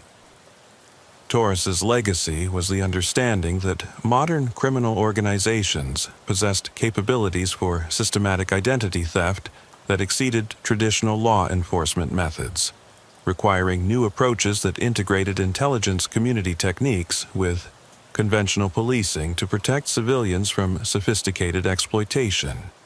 His final assignment would take him back into the international criminal community, where he would continue the dangerous work of understanding and disrupting organizations that threatened the financial security and personal privacy of innocent people through systematic identity theft operations. The eternal vigilance continued, one case at a time, one investigation at a time, one dangerous undercover assignment at a time, protecting people from threats they couldn't remember experiencing and might never realize had affected their lives. As Torres prepared for his next deep cover operation, New York continued its nightly rhythm, unaware that sophisticated criminal organizations were systematically stealing personal information from residents who would never remember being victimized, and equally unaware that dedicated law enforcement professionals were working in the shadows to protect them from exploitation. The endless game persisted, fought by people like Torres who had learned to recognize the subtle signs that revealed systematic criminal exploitation hidden behind legitimate activities, preserving the financial security and personal privacy of urban communities against threats that operated in the spaces where memory failed and evidence disappeared. In his final message to colleagues at the Identity Security Operations Center, Torres wrote, "Trust your instincts when victims can't remember what happened to them. The most dangerous criminal organizations are those that ensure their victims never realize they've been victimized. Memory gaps aren't always natural. Sometimes they're evidence of sophisticated criminal operations that require equally sophisticated investigation methods to detect and disrupt." The message became part of the training materials used to prepare new investigators for the ongoing conflict with identity theft networks, reminding them that the absence of victim memory could itself be evidence of criminal activity requiring investigation. Torres's story had begun with routine patrol work and careful attention to unusual victim behavior, but it had evolved into a career devoted to protecting society from criminal organizations that possessed capabilities for systematic identity theft that exceeded what most people thought possible. The ongoing nature of the threat meant that his work would continue indefinitely, fought in the shadows of legitimate society, where criminal networks operated beyond the awareness of their victims and the detection capabilities of conventional law enforcement. Officer Jessica Park had been patrolling Manhattan's Upper East Side for 2 years when she first encountered the case that would reveal how thoroughly modern technology could be weaponized against unsuspecting victims. It began with what appeared to be a routine domestic disturbance call at a luxury apartment building on East 79th Street. But Park quickly realized she was dealing with something far more sinister than traditional stalking. The victim, Amanda Chen, was a 29-year-old marketing executive who lived alone in a one-bedroom apartment on the building's 15th floor. When Park arrived at 1:47 a.m. on a Tuesday in September 2021, Chen was visibly terrified and clutching her smartphone with shaking hands. "He's been texting me all night," Chen explained, showing Park a stream of messages that demonstrated disturbing, intimate knowledge of her daily activities. "He knows what I had for dinner, what I watched on Netflix, even what I'm wearing right now." but I've never given my number to anyone suspicious, and I don't know how he could know these things." Park examined the text messages, which had been coming from different phone numbers every few minutes. The content was deeply personal and frighteningly accurate. The Thai food from Sukhumvit looked delicious. "You left 3 pieces of chicken on your plate. Interesting choice watching The Crown again. You seem to like that scene with Margaret and Peter. The blue pajamas are a good look on you. Ms. Chen, do you have any idea who might be sending these messages? An ex-boyfriend, co-worker, or someone you've had conflict with recently?" Chen's response revealed the first indication that this wasn't ordinary stalking. "Officer, that's what's so terrifying. The messages are too specific for someone to just be guessing. He knows exactly what I'm doing in real time, but I live alone on the 15th floor with no direct sight lines from other buildings. I keep my curtains closed, and I haven't told anyone about my evening routine." Park conducted a security check of Chen's apartment, examining windows, doors, and potential surveillance points. The apartment was secure, with no signs of hidden cameras or listening devices. The building had doorman security and electronic access controls that would make unauthorized entry difficult. "Ms. Chen, do you use smart home devices, social media, or any apps that might track your location or activities?" The question opened a disturbing revelation about how comprehensively Chen's digital life had been compromised. She used a smart TV that tracked viewing habits, a fitness tracker that monitored her movements, food delivery apps that recorded her dining choices, and various social media platforms where she occasionally posted about her activities. "I'm careful about privacy settings," Chen insisted. "I don't post my location, I don't accept friend requests from strangers, and I use strong passwords for everything." But Park was beginning to understand that traditional privacy measures might be inadequate against someone with sophisticated technical knowledge and access to the interconnected digital systems that monitored Chen's daily life. The stalking escalated over the following week as Park stayed in contact with Chen to monitor the situation. The messages became more invasive and threatening, demonstrating real-time knowledge of Chen's activities that couldn't be explained by conventional surveillance methods. "You seem nervous tonight. Your heart rate has been elevated for the past hour. Ordering groceries online instead of going to the store? Smart choice given how late it is. Your sleep patterns have been irregular lately. Maybe you should turn off your phone and get some rest." The stalker's knowledge extended beyond what Chen did to include biometric data that should have been private and secure. Park realized they were dealing with someone who had gained access to multiple digital systems that collected comprehensive data about Chen's personal life. Park's investigation revealed that Chen was not an isolated case. 3 other women in the Upper East Side had reported similar digital stalking incidents over the past month, all involving mysteriously accurate knowledge of their private activities and access to personal information that should have been secure. The pattern suggested a sophisticated technical operation rather than individual stalking cases, requiring expertise in cybercrime investigation that exceeded Park's training. She contacted Detective Lisa Wong from the NYPD's Computer Crime Squad to coordinate a specialized investigation into what appeared to be systematic digital stalking using compromised personal technology. "Officer Park, what you're describing sounds like comprehensive digital surveillance using multiple connected devices and online services," Detective Wong explained during their initial briefing. Someone with advanced technical skills could potentially access smart home devices, fitness trackers, social media accounts, and other digital systems to monitor victims' activities in real time. The investigation was about to reveal how vulnerable people had become to digital stalking, in an age when every aspect of daily life was monitored, recorded, and transmitted by interconnected devices that most people trusted without understanding how easily they could be compromised.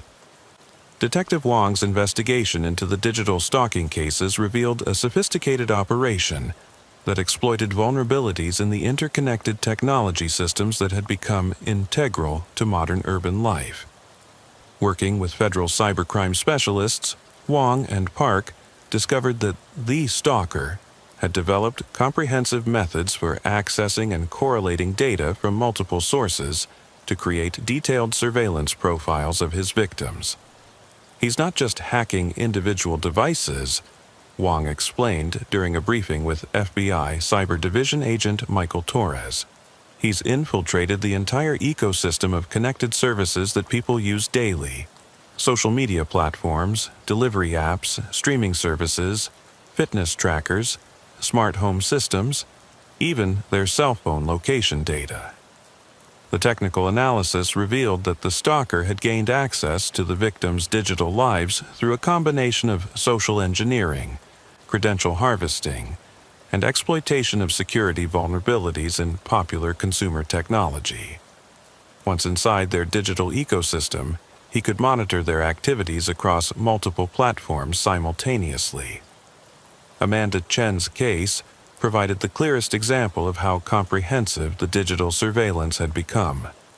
The stalker had access to her smart TV viewing data, her fitness trackers' biometric readings, her food delivery order history, her online shopping activities, her social media interactions, and even her smartphone's location and usage patterns. The integration of all this data creates a complete picture of someone's daily life. Agent Torres explained to the investigation team. He knows when she's home, what she's doing, who she's communicating with, what she's watching, eating, buying. Essentially everything about her personal routine and preferences. Park's investigation of the other victims revealed similar patterns of comprehensive digital infiltration. The stalker had developed profiles of multiple women in the Upper East Side, all young professionals living alone who used extensively connected technology in their daily lives. He's targeting a specific demographic, Park observed during case review meetings. Professional women in their 20s and 30s who live alone and rely heavily on smart devices, social media, and digital services. They're the most vulnerable to this type of comprehensive digital surveillance. The psychological impact on the victims was severe and unique compared to traditional stalking cases. The women felt completely exposed and violated in ways that physical surveillance couldn't achieve, knowing that their most private activities were being monitored and analyzed by someone with malicious intent. "It's worse than feeling like someone is watching you," Chen told Park during a follow-up interview. "It's knowing that someone has access to every aspect of your digital life. Your thoughts, your preferences, your routines, even your biometric data. There's nowhere to hide from someone who can see everything you do through your own devices." The investigation took a crucial turn when Wong's analysis of the stalking messages revealed technical signatures that suggested the perpetrator was using professional-grade surveillance software typically available only to law enforcement agencies or corporate security firms. The level of data integration and real-time analysis suggests commercial surveillance software that costs tens of thousands of dollars, Wong told the investigation team. This isn't amateur hacking. Someone with significant technical resources and possibly professional training is conducting these operations. Federal investigation revealed that the stalker was Marcus Webb, a 34-year-old former NSA contractor who had been terminated for inappropriate use of surveillance technology, but had retained access to sophisticated digital monitoring tools through contacts in the private security industry. Webb had been using his technical expertise to conduct systematic digital stalking of women who fit his preferred victim profile, combining multiple surveillance techniques to create comprehensive monitoring capabilities that exceeded what individual victims could detect or protect against. He turned professional surveillance technology into a personal weapon, Agent Torres explained during Webb's arrest briefing. His background gave him access to tools and techniques that are normally used for national security purposes, but he was using them to terrorize innocent women. The arrest of Webb revealed the scope of his digital stalking operation, which had targeted over 30 women across Manhattan over the course of 18 months. Computer evidence showed that he had developed detailed files on each victim, tracking their movements, relationships, and personal preferences with disturbing thoroughness. Park's role in identifying the pattern and coordinating with cybercrime specialists had been crucial to exposing an operation that might have continued indefinitely, as individual victims had no way to understand the comprehensive nature of the digital surveillance they were experiencing. The scariest aspect, Park reflected during the case conclusion, is how completely vulnerable people are to this type of digital stalking. Webb could monitor every aspect of these women's lives using their own devices and services, and they had no way to detect or prevent the surveillance. The case highlighted fundamental vulnerabilities in the connected technology that people depended on for convenience and efficiency, revealing how easily those same systems could be weaponized for systematic stalking and harassment. The Marcus Webb case led to broader investigation by federal agencies into how surveillance technology developed for national security purposes was being misused for personal stalking and harassment. Park found herself working with a multi-agency task force examining the implications of professional-grade surveillance tools being used against civilian targets. Webb's operation represents a new category of stalking that traditional law enforcement methods aren't equipped to handle. FBI Assistant Director Sarah Kim explained during a briefing on the expanded investigation. When stalkers have access to professional surveillance technology, victims become prisoners in their own digital lives. The investigation revealed that Webb had been selling his digital stalking services to other individuals, seeking to monitor ex-partners, business rivals, or other targets.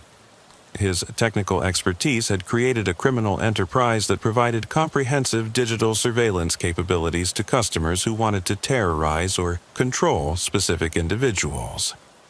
He was essentially running a stalking-as-a-service operation, Park observed during the federal investigation. People could hire him to conduct comprehensive digital surveillance of anyone they wanted to target, using professional tools that victims had no defense against. The scope of Webb's customer base included domestic abusers seeking to monitor ex-partners, corporate executives conducting illegal surveillance of competitors, and even foreign agents gathering intelligence on American citizens. The professional surveillance technology had been commoditized for various criminal purposes. Park's work with the federal task force focused on identifying Webb's customers and helping their victims understand how they had been digitally stalked and what steps they could take to protect themselves from ongoing surveillance. The challenge is that once someone gains access to your digital ecosystem, changing passwords or switching devices might not be enough to stop the surveillance, Park explained to victims during the investigation. They might have installed persistent monitoring software or gained access to multiple accounts and services that you don't even realize are connected. The psychological support for Webb's victims required specialized counseling that addressed the unique trauma of comprehensive digital stalking. Unlike traditional stalking, victims couldn't simply move or change their routines to escape surveillance that was embedded in their technological devices and online services. Digital stalking creates a form of psychological imprisonment, Dr. Rachel Martinez, a specialist in technology-related trauma, explained to the investigation team. Victims feel like they can't escape surveillance that follows them through every aspect of their connected lives. The Webb investigation led to policy changes regarding access to professional surveillance technology and enhanced penalties for digital stalking crimes. But it also revealed fundamental vulnerabilities in consumer technology that made similar operations possible for anyone with sufficient technical knowledge and criminal intent. Park's experience with the case led to her assignment to a specialized unit focusing on technology-enabled crimes, where her understanding of how digital stalking operated became valuable for investigating similar cases and training other officers to recognize sophisticated digital harassment. The Webb case taught us that modern stalking can be invisible and comprehensive in ways that traditional law enforcement wasn't prepared for, Park reflected during training sessions for other officers. When someone can monitor every aspect of a victim's digital life using their own devices and services, the psychological impact is devastating, and the evidence can be difficult to detect. The ongoing nature of digital technology vulnerabilities meant that Park's expertise would continue to be needed as new surveillance tools became available, and criminals found new ways to exploit connected devices for stalking and harassment purposes. 3 years after the Webb investigation, Park was working with federal agencies to develop protocols for protecting high-risk individuals from digital stalking and investigating international cases where similar surveillance technology was being used for espionage and criminal purposes. Digital stalking represents the future of harassment and surveillance crimes, Park told a congressional hearing on technology and public safety. As our lives become more connected and digital, criminals will continue to find ways to exploit those connections for psychological manipulation and control. The Marcus Webb case had begun with routine domestic disturbance calls, but evolved into a comprehensive examination of how surveillance technology designed to protect national security could be weaponized against innocent civilians, requiring new approaches to law enforcement and victim protection in the digital age.